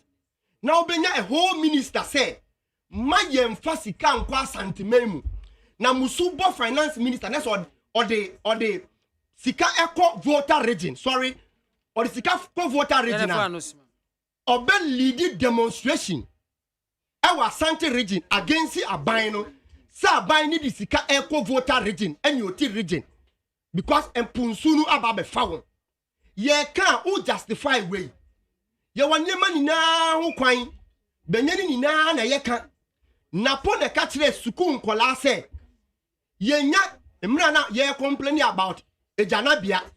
Also shana untimi. Na se uwo rubber bag ubeko ejanan wo mumpo a. Se wanya scamper to rubber bag na wo ko ejanan wo. Obi wo mpo ni ska auditor rubber bag. Such an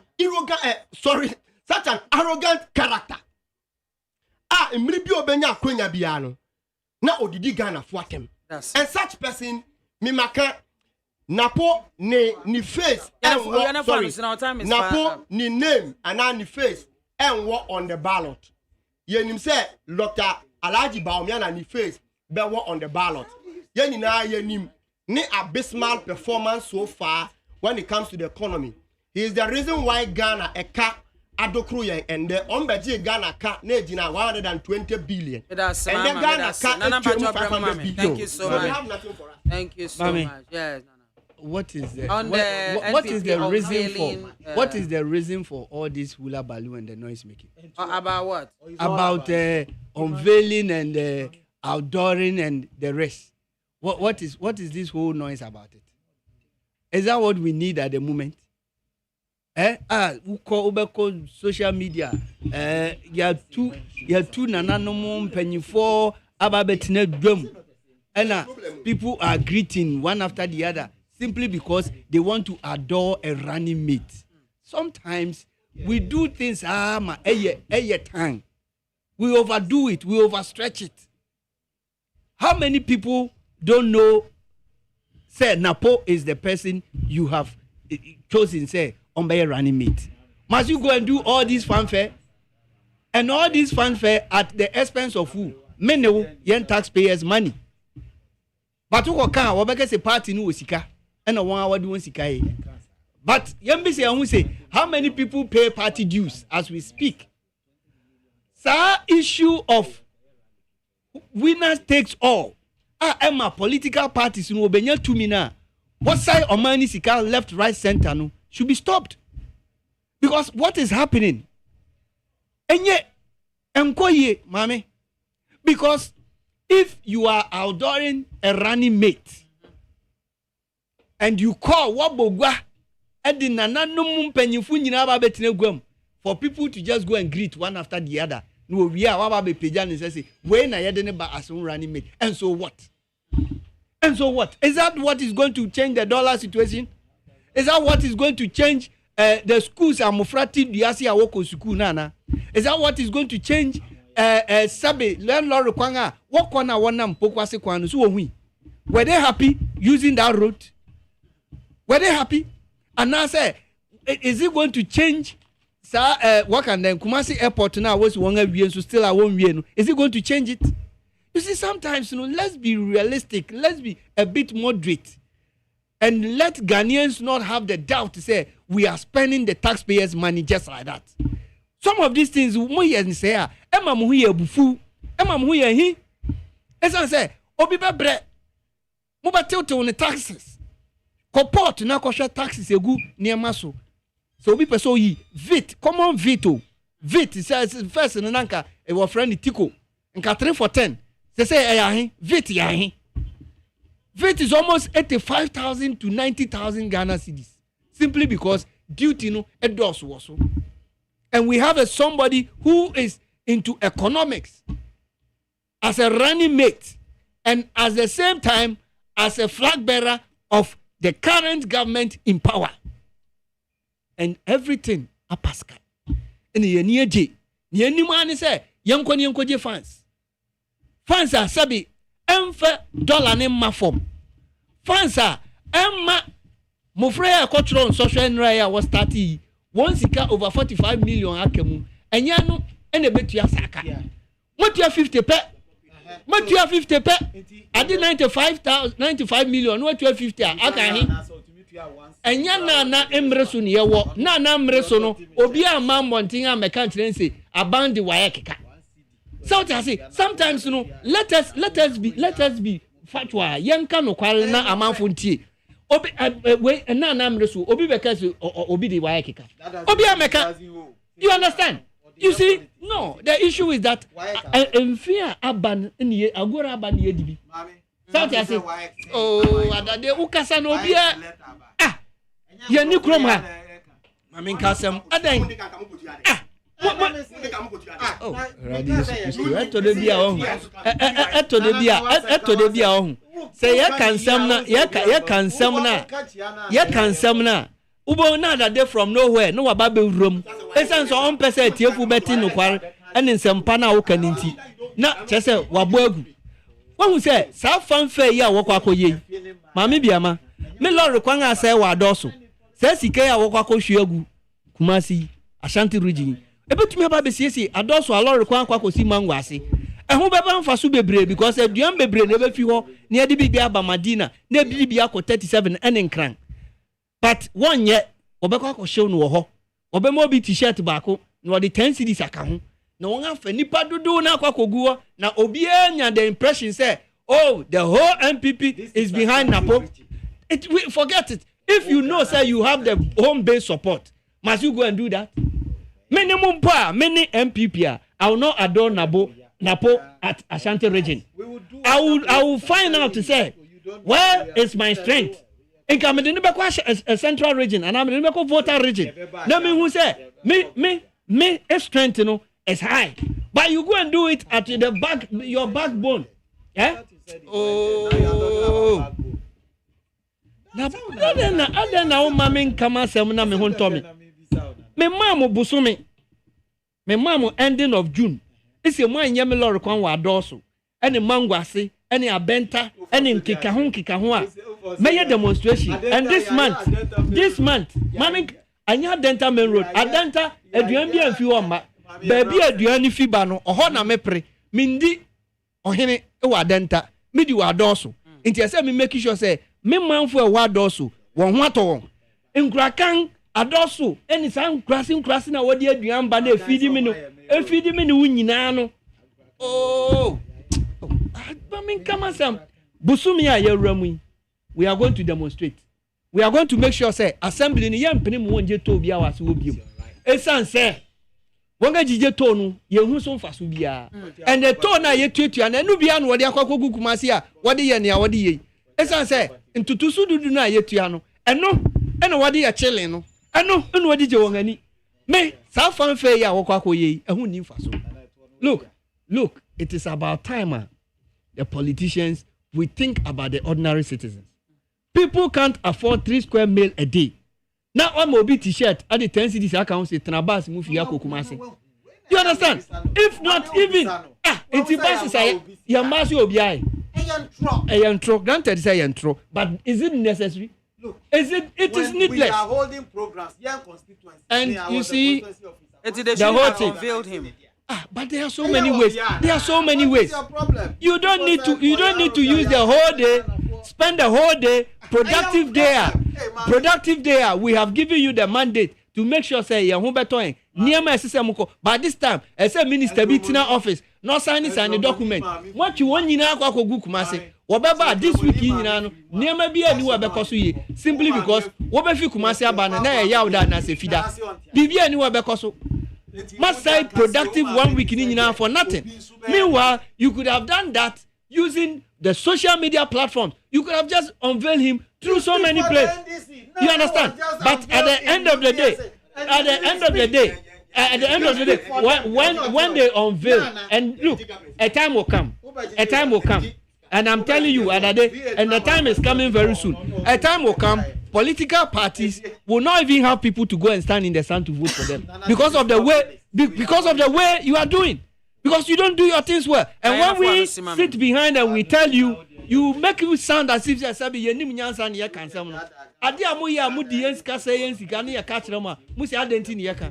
So you go ahead. We will also educate the masses that look, this particular political party ABCD, all that they are interested is your vote. When you give them your mandate, at the end of the day, one for BIAMAH. Thank you so much, Nana. I'm at my member on Champion NDC appointment of Supreme Court judges. The NDC accuses CJ and AKWAFO of packing Supreme Court with NPP inclined judges. 8 minutes. Mami, MPP. I know you're wrong. MPP enkwa eni abanya abagana ha. We to me ajisika dia ye japade wo mai. Na wa kan kire Bruni say. Yes, ya ajisika ye de oka. Nenso yentumi ntua fa cheye ha odi acheye. Enye say yentumi ntua say yentumi ntua. Ye japade ye gudie wo ho. Be ya tumi aje. $4.7 billion are NDC for 200 million. Omukoji say ye di besi saglemia. Omudi ye asem dash wo court e ka ho. Sikane bebre a oman we ebre say ye kwa akotua ne ne no. Sa sikane bebre enye Nana Danko Akufo-Addo aban na giye. De ye tua ne ne no enye Nana Danko Akufo-Addo aban na giye. Mama mi nka asem bi nkyere na mami. Sika bebrebe a ye ka ho asem yi no. Look, Nana Danko gi obi asika. Ya mo si mudika 500 and something billion Ghana cedis. Mami, just by virtue of the fact that yen dollar no ye cedi na ho den call form no. Onu ni sika okoje ye no. I multiply. It is a $9 billion na no mu kan ho asem no. Sa $9 billion no. Say u change no wo ene exchange rate na. 9 billion no u number 45 billion. 450 million. It is omu be catch Ghana for the 600 million. Bebre sika omu akoji imprepi no ni nyina me ye hwe wo mai mu. But now no asamo ameka ye ni say obroni acha ye $4.7 billion. Nana say boy mami nka. Obi acha me kwame adade. 4,000 Ghana. Me peka say 4,000. Me pay 4,000 Ghana. O say mama ni nye. O come me kasabo acha me yem. Hwe dia mama called Japan and say yeah. Was it Japan? Da Japan man penny ase. And this is for mu yanim guasie for. Mahama every Ghana ne nkrofo Mahama ye otime nkyɛn ka sɛ 4 billion na ye ka ho asɛm no sabio nyansa bi ani de ɔka no nanso ne mampani akɔ Japan akɔda Japan mampani ase sɛ sa country bilateral loans sɛ da na America na one team ase a ɔgyema no si bɔne no sa 5.1 billion no bilateral loans no Japan for de ka ho sa 5.1 billion no ɔno Mahama akɔ ho ase da obi asoma no sɛ ɔsɛ anya no korɛ usi nana kura de osi omo acha yen 4 billion ti den Japan so di bi aka ho ama onu mbomu o Mahama afa echire enye nana adompo na okọ ho asida o Mahama John Dramani Mahama afa echire akọ ho asida obetena Ghana ha osi enye de ehia ni e de nim guase no penny de na nka kanokore kakra nti so hu sa publications no e wo newspaper mu a odwene ho sɛn sa COVID baye oti omayi musa COVID nya hwe na MPP for or how bia yesi COVID bibia o yesi Russia Ukraine uko gina UN o se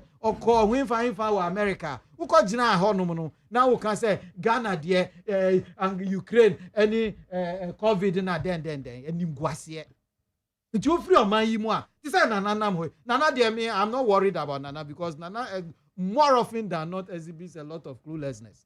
Sorry, it's not. I'm not derogatory, but calculations no and money. Owura Mahama ye oti me nsan. Me ti ho no me free ha no na me pese be interject no. Oka say Airbus has been indicted.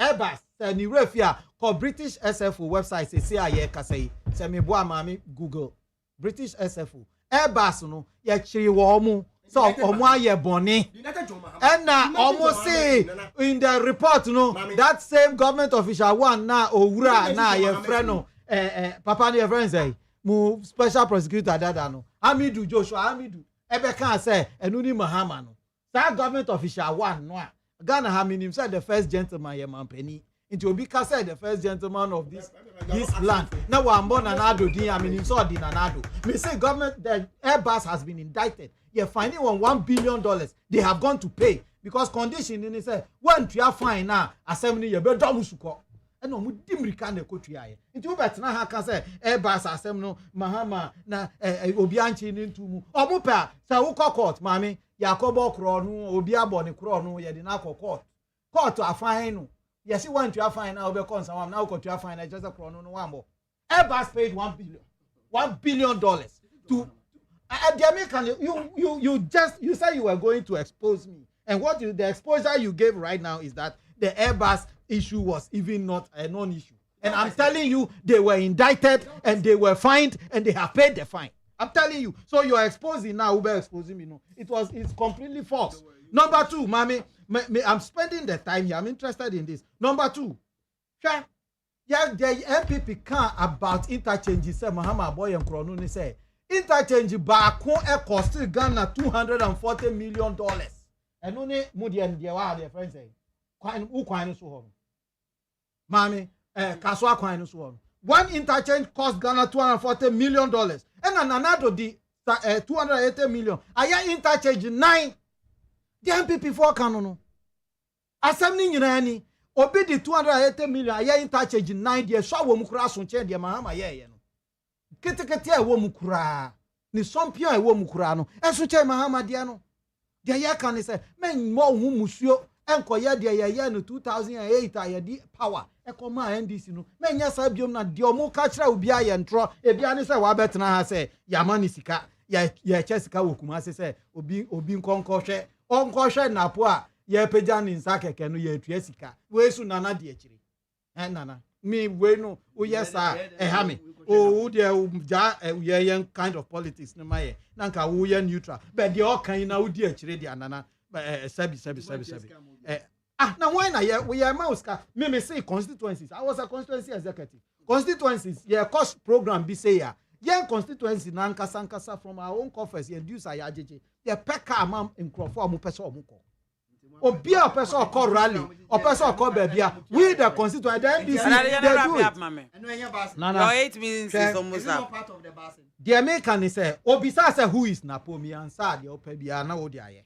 na me call who is Napo Napo is the gentleman who took over as Minister for Education when you lost power. And Sir Papa now Obe take you over as Minister for Education when you lost power. You left him a handy over note. Who declared 30 billion, headed by Nana Jinopo Kwajima Napo Etria. That is who Napo is. Who is Napo? Napo ni nipa na uja teacher for ewo nguremu. One tria omu allowance a yenuanu mu mrantie ni maba wa komudi wo mu ahokyere aba. Napo see omu allowance obetria Napo ba ya watria. That is Napo. There are some yensa who is Napo. Napo any nipa na. Na ufrani na.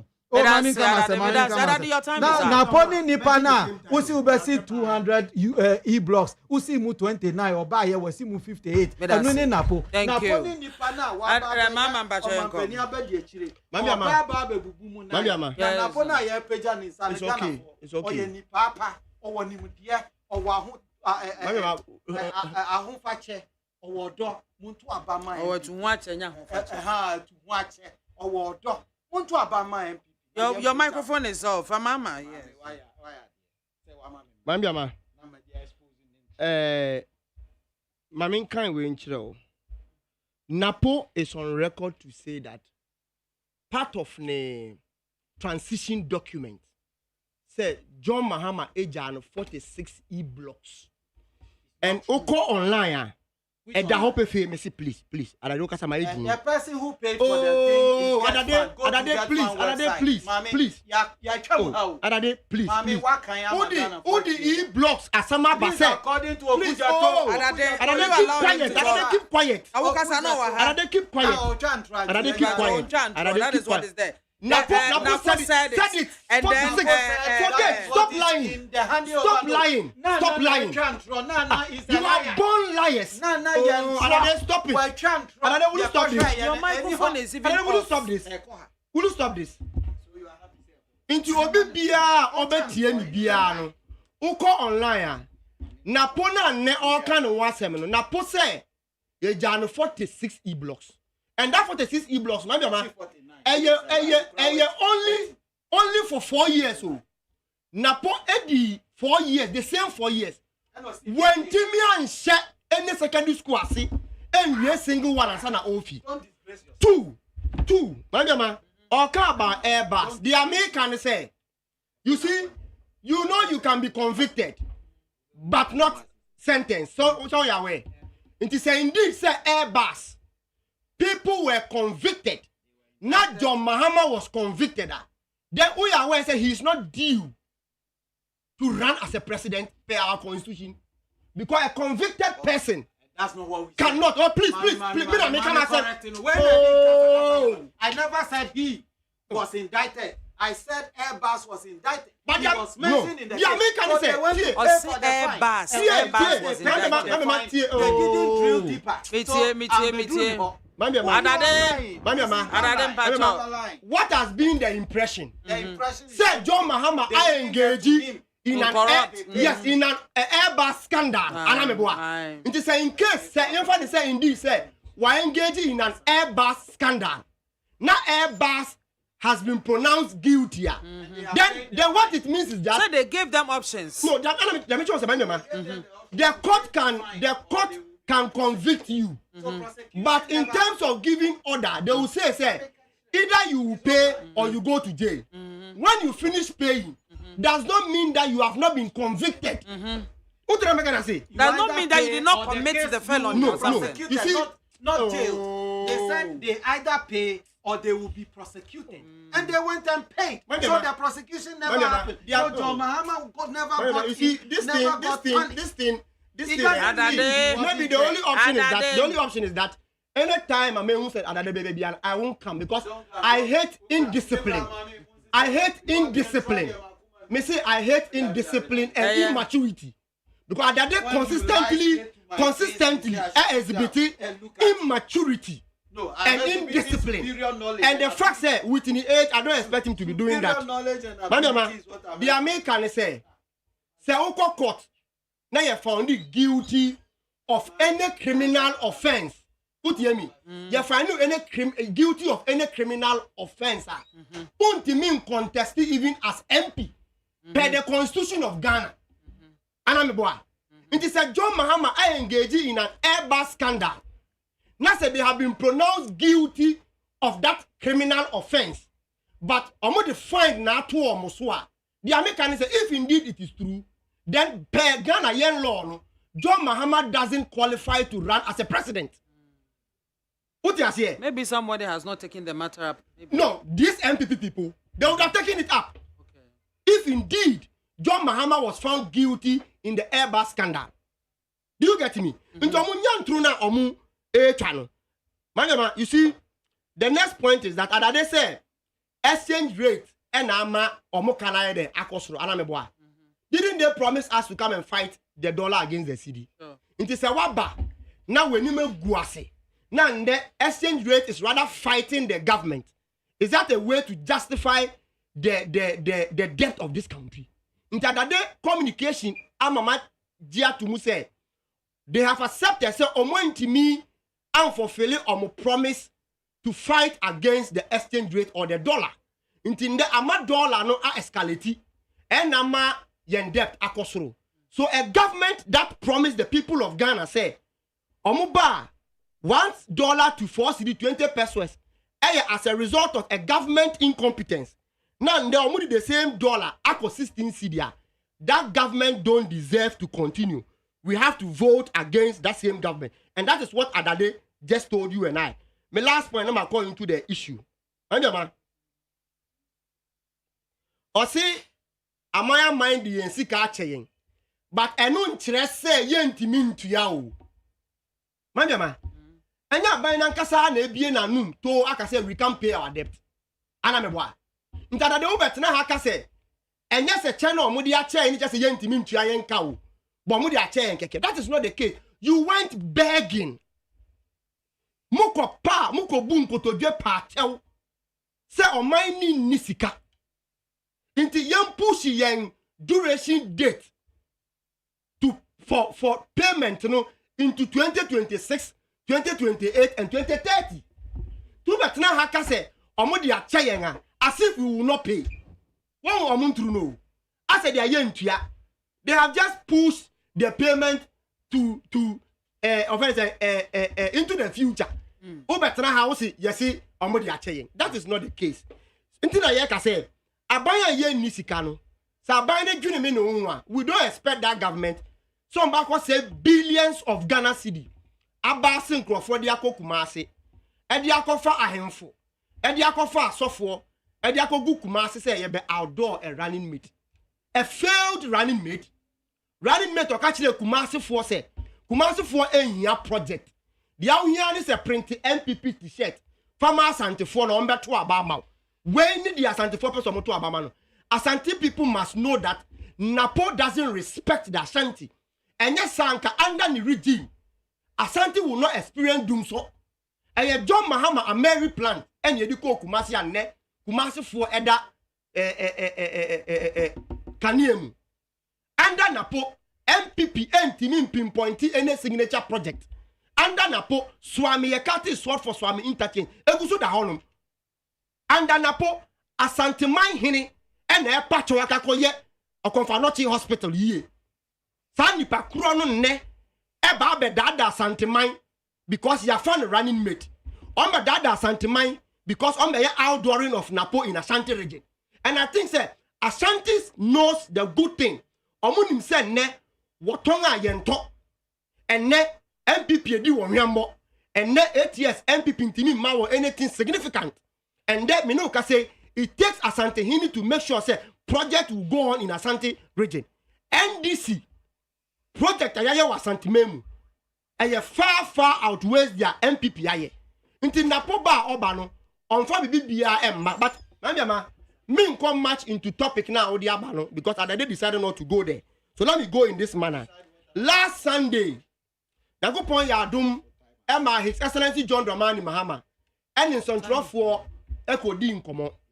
And that particular opportunity afforded the people of Ghana to decide between a visionary John Mahama, honest John Mahama. That's it. Oh, time now. Your time is up. You let me conclude. Your time is up, and even the topic I gave you decided not to go there. Did he? Me, I decided Did not he? to, and you two, you Don't come on me. Did you question him? So let me conclude. I beg you. A minute. Me say that Sunday program they see you know. For this Ghana need be opportunity to edu John Mahama oye visionary. John Mahama oye honest. John Mahama onim Ghana yem problem.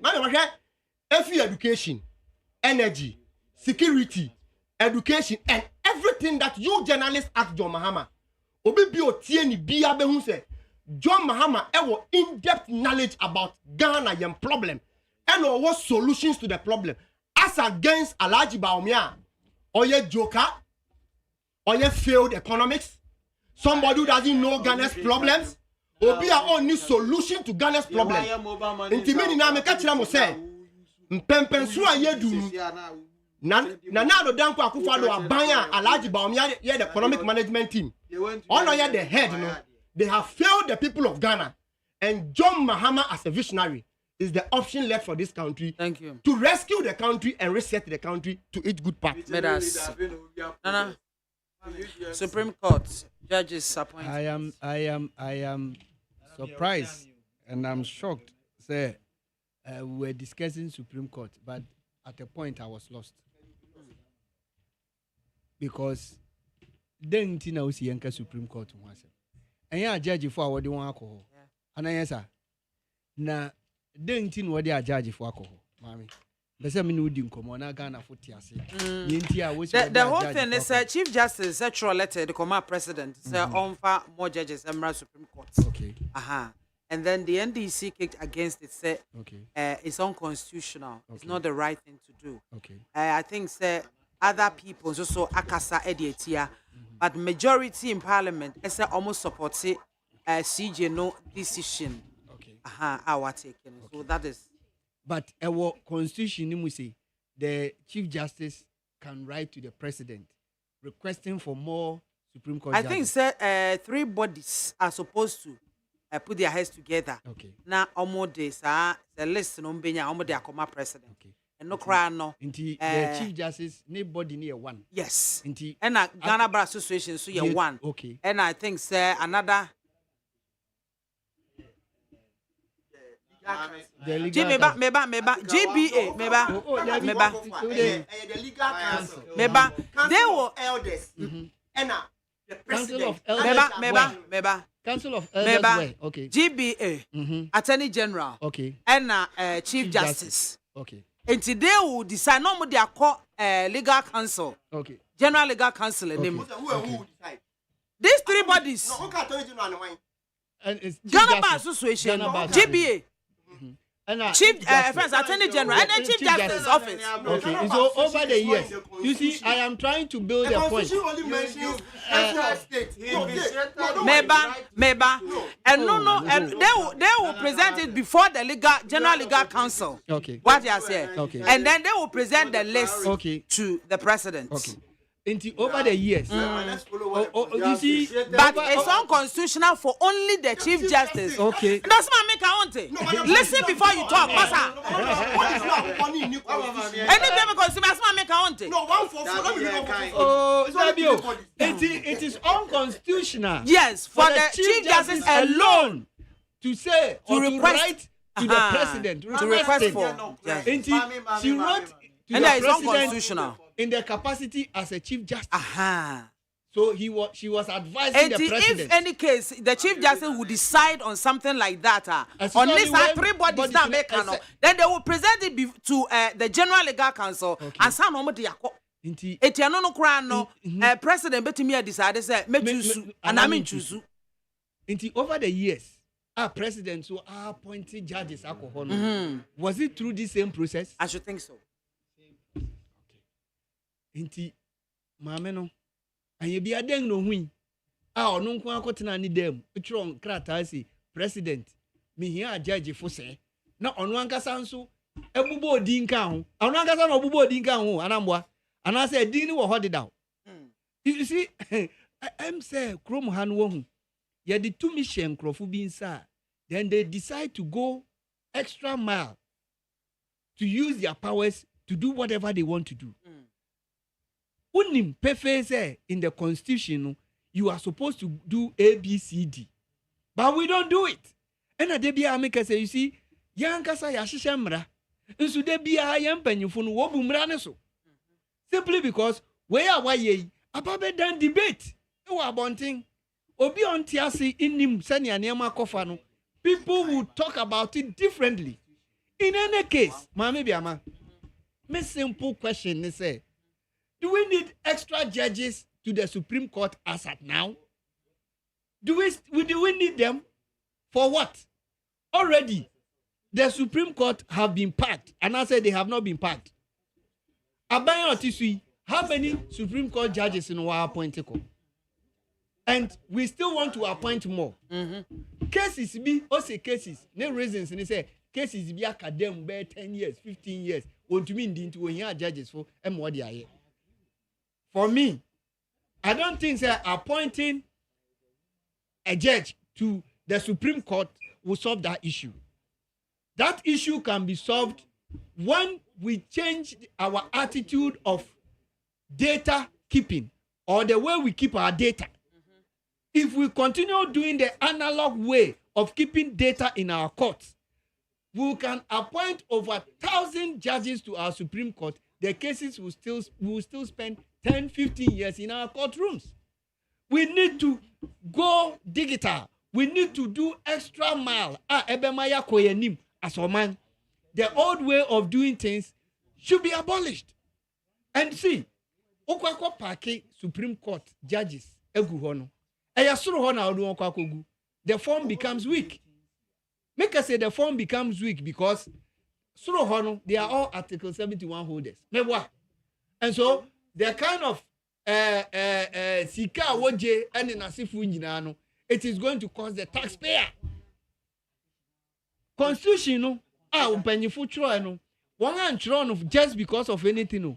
They wrote it in such a way say ebedu mribino form no any the base ebe kita soro no na se soro no be ye bebrese in forma unye ni say down be collapse. And that is what is happening up there. And for me, I don't think say it is ripe. And I say Abre says we need more judges to the Supreme Court. Already the Supreme Court has been passed. Nana Minchuano here was saying what is done is that the three recommending bodies. Okay. GBA. That's right. GBA. Ghana Bar Association. The Attorney General's office and the Chief Justice office bring various lists and submit to Judicial Council, not General Legal Council. Judicial Council. What is it? By the list. The Judicial Council will now send those names with an advice to the president. And the president will now decide to appoint everybody on the list. Some of them or decide not to appoint any at all. But in this case, it's 1.2 OBI. They will have to go back and start again. But in this case, has all these things been done? No. In this case, when? But for the CJ to single-handedly go there, it's wrong. That is what we are saying.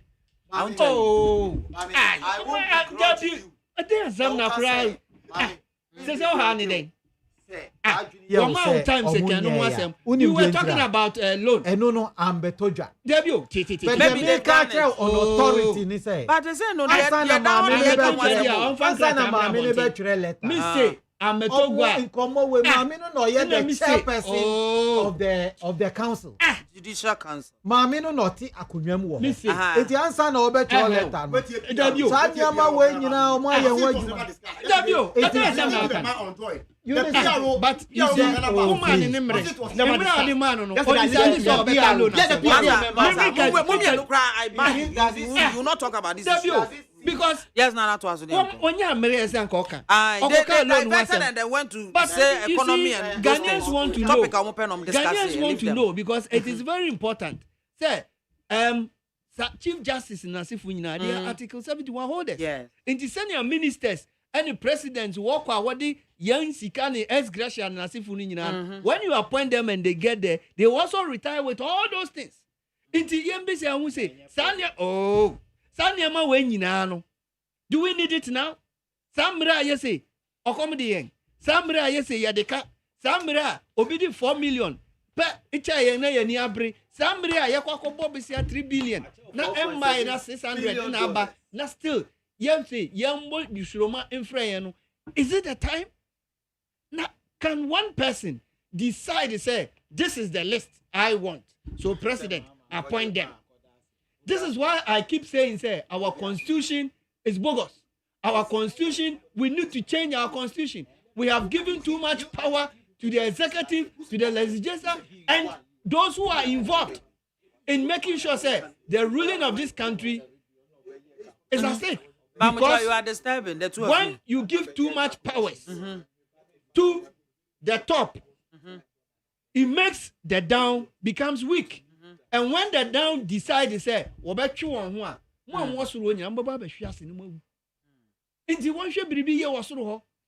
them not think that they are the top, so that they can continue to oppress the people down. When you continue doing that, a day will come, Mami BIAMAH, you better sorry no BSA, adia mi yemi yebium. Can you do it? When Supreme Court, na clerk ama, can you work? Niobe buedong, a dangna mana bekakotinem wamba, can you do your work? But we don't think about all these people. All these people are suffering. They are saying, say, yem pay, and then asifu susa. Then we keep appointing people into authority to take more pay. We keep appointing people to be able to become more richer than the people who are doing more of the job. Enti yenshe bribiye. Omanga ye wom sabe. Emabunu sorry anopa wonim nia woye. All these pays here ukwakotia amasa judges here who appoint you nyina. It can build a factory for about 1,000 people to work in that factory. And when 1,000 people are working, some burden can be taken off from me Adade and then Godwin. Inti yenshe ni emebiye. Niema ekosu o Kenya, ekosu o other countries no. And yes Ghana. Yankupon do yama. But it is because yet now that's how no ebe take it into action no. Ohona mpanyifo eteso no obehu say nyame yodo. Medima no esi. Medas I was here for 800.9 and I was so egua otie no ya menhwe messages kakra mode aba e WhatsApp no eso na yemfa entwa mo eso. Hey. Mami Soja, good afternoon. What is the difference about some parliamentarians attending the outdooring of Napo in Kumasi? Is it the minority MP saying that they will follow the minority leader anytime he appears before court, even though there is a law in Ghana? Maintain your work as you maintain your work as if you will come again.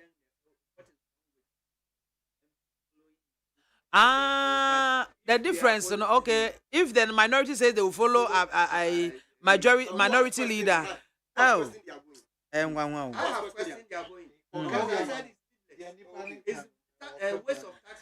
Dr. Matthew Poku Prempe Napo as running mate will help us break the 8 and also help Dr. Baumia to make Ghana a better place to stay. Abele Edway Finungwa and Ode Ebai. Hi BMZ. As for we the ordinary Ghanaians there, we are looking for is a leader who will make good use of our natural resources with Ghanaians to create more jobs, produce more foodstuffs to become self-sufficient, ban importations and export the excesses for foreign exchange. That's all. Agribusiness alone can stabilize the economy and the currency depreciation. NKB all the way. Michael Ashalaja and Odiwe Eba Mepamucho Debi. Good afternoon, Mami BIAMAH. Why are you not allowing the panelists all to talk freely and playing behind some of them? Hey, Masa, shine your eyes. Be very careful.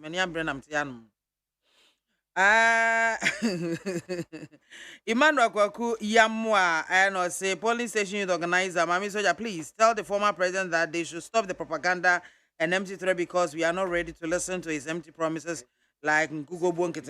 Okay, yate we honomo. Jaffa the way Tema oil refinery. Okay, Mate. Fami and a Plaku and also my dear sister for your introductory advice this afternoon. A husband or a wife is sought for his or her virtue, but unfortunately most people marry the wrong person. 100% of divorce cases begin with marriages. Yo, Mate, Medase, Richard Amasamai. And also good afternoon, my lady. Incoming incorruptible Amasama MP. Afenyo Marken. Hey, Afenyo, said them Afenyo. Nobody should ill advise Dr. Baumia to engage the infrastructure in Mahama in a debate.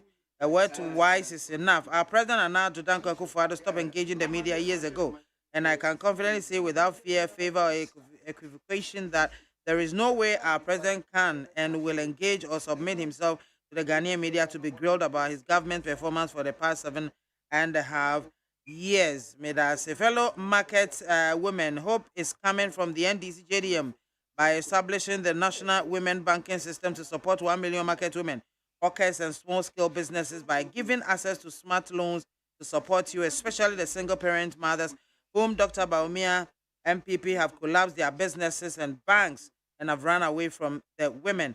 JDM NDC 24-hour economy policy will also take care of the massive unemployment rate and vote John and Jane for better Ghana. I like Baba Edway Efre Madina. May the Enoch Dana sorry so more messages no as so Ghanaians are ever ready to vote for His Excellency John Mahama. Is experienced, competent, and realistic to Ghanaians, not like Dr. Baumia, who is running away from the economic mess they have created. Greetings to Owen Kwame Prempo, aka Darling Boy Enoch Edway Free as a man can say the buy. Now your quick one on the Akosombo Dam spillage. The Mama say also the Akosombo Dam spillage. Right now, according to VRA, no omo babe ye dam no bio na and then Mibisa said are the residents been informed? Have they been informed? Are they prepared for any eventuality? Evacuation plans in Hong Kong. Yes. Mariama, me banamiti one of your sister stations on this matter. I know my interview some of the chiefs around those places. I learned say VRA is yet to do an engagement with them. Okay. Also, they have read said the ameno akan. I'm a VRA akase. Be engagement with them, but engagement no enya emma so ye. Nti omu hope say ebeba so. That is one. Two.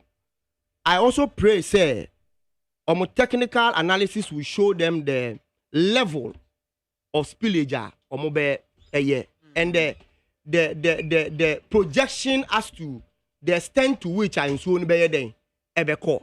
Said there so mo evacuating crofo proud to the spillage omunye as early as possible and some of my spillage.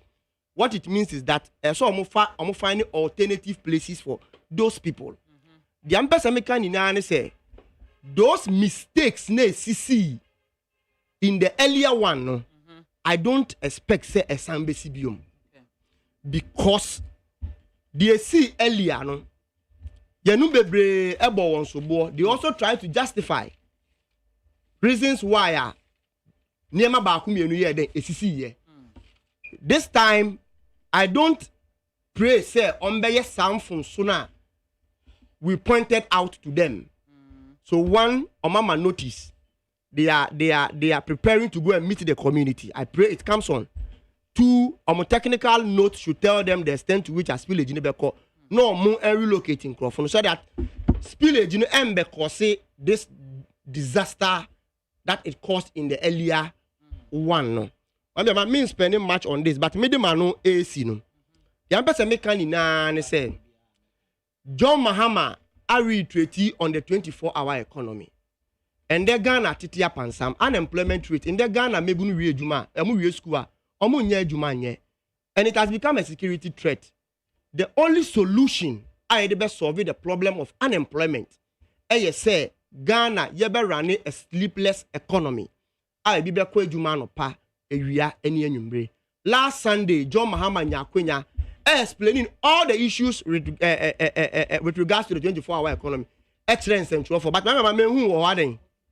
Oh, me reps by. Yeah, no, ask for Mishia or Dami, but one can me who. Okay, so that. Two, or take your opportunity also to kill certain misconception because journalists be beside about free SHS, and he was clear on that. Also, be Bia or Toss Walker said John Mahama about between free SHS and Biano. That person is not correct because on the share progressively free as say On to mean Shasia and some bambichem. He spoke about a lot of things. What went here? What went here? I heard you say go online and go and listen. Nana. Hey, no, So on maybe. Okay. Nana can say we are my point. When him say Akosumbo spillage, me say a man-made disaster, and every man-made disaster can be avoided. And it's a very one abokoko. It's a wababe bwe dam ni BIAMAH. I think say it is about time they do stakeholder engagement. They BIAMAH say stakeholders engagement. It is very necessary in doing everything. Because we have been now and first stakeholders engagement and bema. I didn't know you need to pay. Yeah. Last year in Suya, a year for a month. When him say a cabby edit a month for him. What was some baby baby? Yembi say and we say last year dinner a could see then and a real one day. And son of this year and so what person was I there was a boy. And ye be a one a affected one in your baby party. The VRA nankasana work is obabi buebuem no. One as near ma what promises a wadema on one to me the abba and I say one for my. Let us try to avoid this man-made disaster because artificial disaster day. Aya enye mobo bebire to say man-made disaster. Because man-made need we need the hopper and adeneba, but you can't do anything about it. It as a man. Let us engage and find out there. Is that the way to go? Must we always go and open Akosombo Dam? Na embe yirin krofua na. Let us do anything extra. Just go. Let's think outside the box and think. Say, look, Embra Kwame Nkrumah is Adami. Or yes, by some years to come, no. Ebe me esi another dam bia and kebe boying. President Abba Eko Nyinano. Do they have that vision? If they don't, let's engage. Let's go back to the drawing table because since we are yen to me find ye bribie. That should be since we be to me here. Because oman bi wo honoma. Woninsu. Because Bagre Dam so for so many long in here. A whole lot. If we get somebody who has a vision, who has the foresight, you know, sense we are say, let me make good use of it. Because who could Dubai? One in Sunto, every 3 years in Suntoy, but they still have. But now, say you're crying, so toya a really far woman. The choir of us, some handle. Yes, Yankee come. Now way in Sutone, way. Or rivers is here, yeah. A large river, yeah. Na in theatre. Na ye kikam gigi. Saturday. And a BIAMAH say in Sueto mountains in the Sankasa, Suneto and Crankroma, and Crankrom Yenina, ya flooded. Iti, in Penifua, one started Shishabo. 1 hour was what the Pobako Kumasi, 1 hour was Waba, Wabakata, or Dor Rivers way, 1 hour was Waba, in soon what the baby be pale. Yenina, ye, Nemo. Yan engage na insuno and go waste because they say anyhow what the galam say I say yansuno it is only Akosombo and I want to mean say any na so honsu kodu no wako say any there na che say we are dead it has nana Every episode for honey the discussions in ya de mo esie na mom no before you leave adade ene mahama Adade meba mucho muntie me Adade and Mahama next sitting na mo beba aye the topic betu dwa na mo be divert akoye de mo ankasa mo pe I will off your microphone please take it serious many abre madam say maybe a phone line sana at 0302243540 0302243540 betime afrena do adwenchira ba hello good afternoon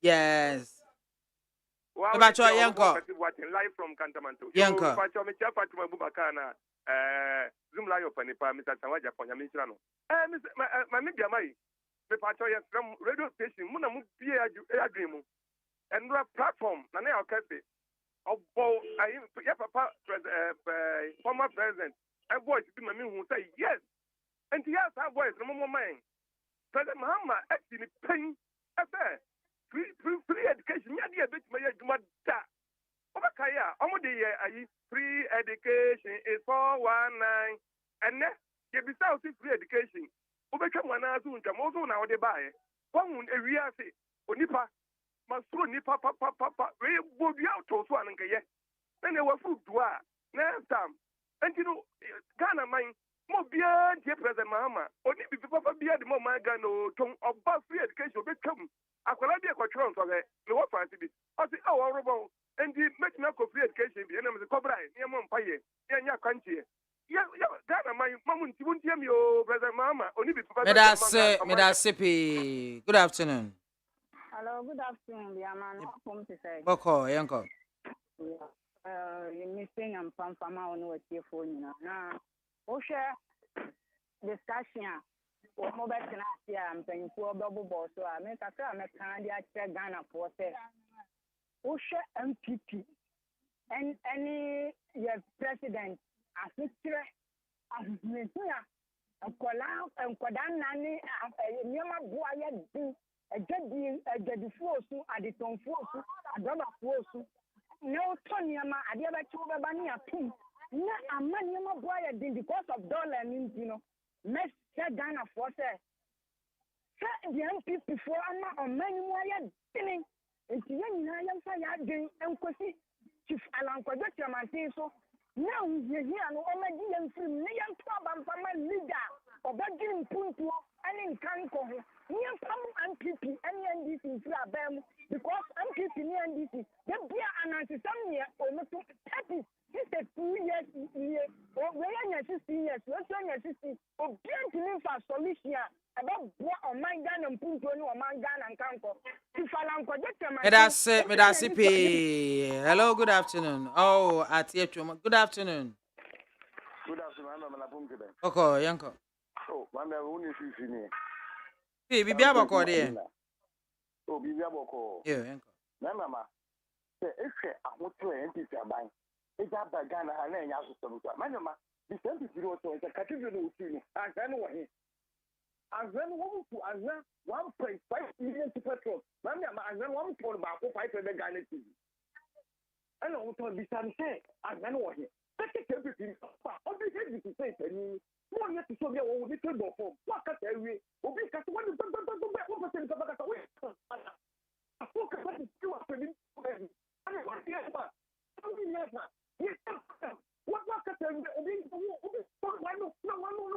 And then what is all we want to do? Every time you talk about Ghana, when you say that, what do you? That's why you will say no. Say how? Every before you can you come now? What do you? Yes, now what do you?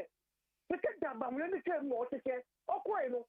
The musician are 1 billion. Well, when it's finished, they come. Now, 50 million. When you stand to the margin, when you start to come and move to care, we are going to say, I want to buy it. When anyone market, no, the Mutis is no buy it. Send the mama and a play it. What's wrong with Yamaha? And then the mama Yama. And your mama said, no one can you Kumati. Medase. Hello, good afternoon. Good afternoon, everyone. About your day. Yo, Median no Kamikaze first man. Enko. Yo, Yamisha need my papa, Mangana non count. And your feed say the Mamincha and Cassia Darling boy was a man say, incoming MP, Mr. Samantha Samantha, 7 December Monto Abamano, number just a man say, non Samantha see mine. Maybe I'm a share to meet him before no more, as I said, Mamma about Baby Trap free education, Baby Trap free. Maybe I may be so. In Tita, he blocks Namahama, I see not what Baby heading. Share MP before. Let's say, Mobby idea for 8 years. More opposition 2016, 2015. More Kasa, yes, more Ghana. Your problems, no solution. Kasa didn't talk Mama, also incompetent. Dr. Banana Kufado. And a Ghana for their baby and a mom. Mammy, yen be say, who say. And a Juma MP be some way and Kasa Mokasa opposition. And who Juma no more there. More Kasa dollar. Any fool. And then you should be $1 in them. You should be a fool and them.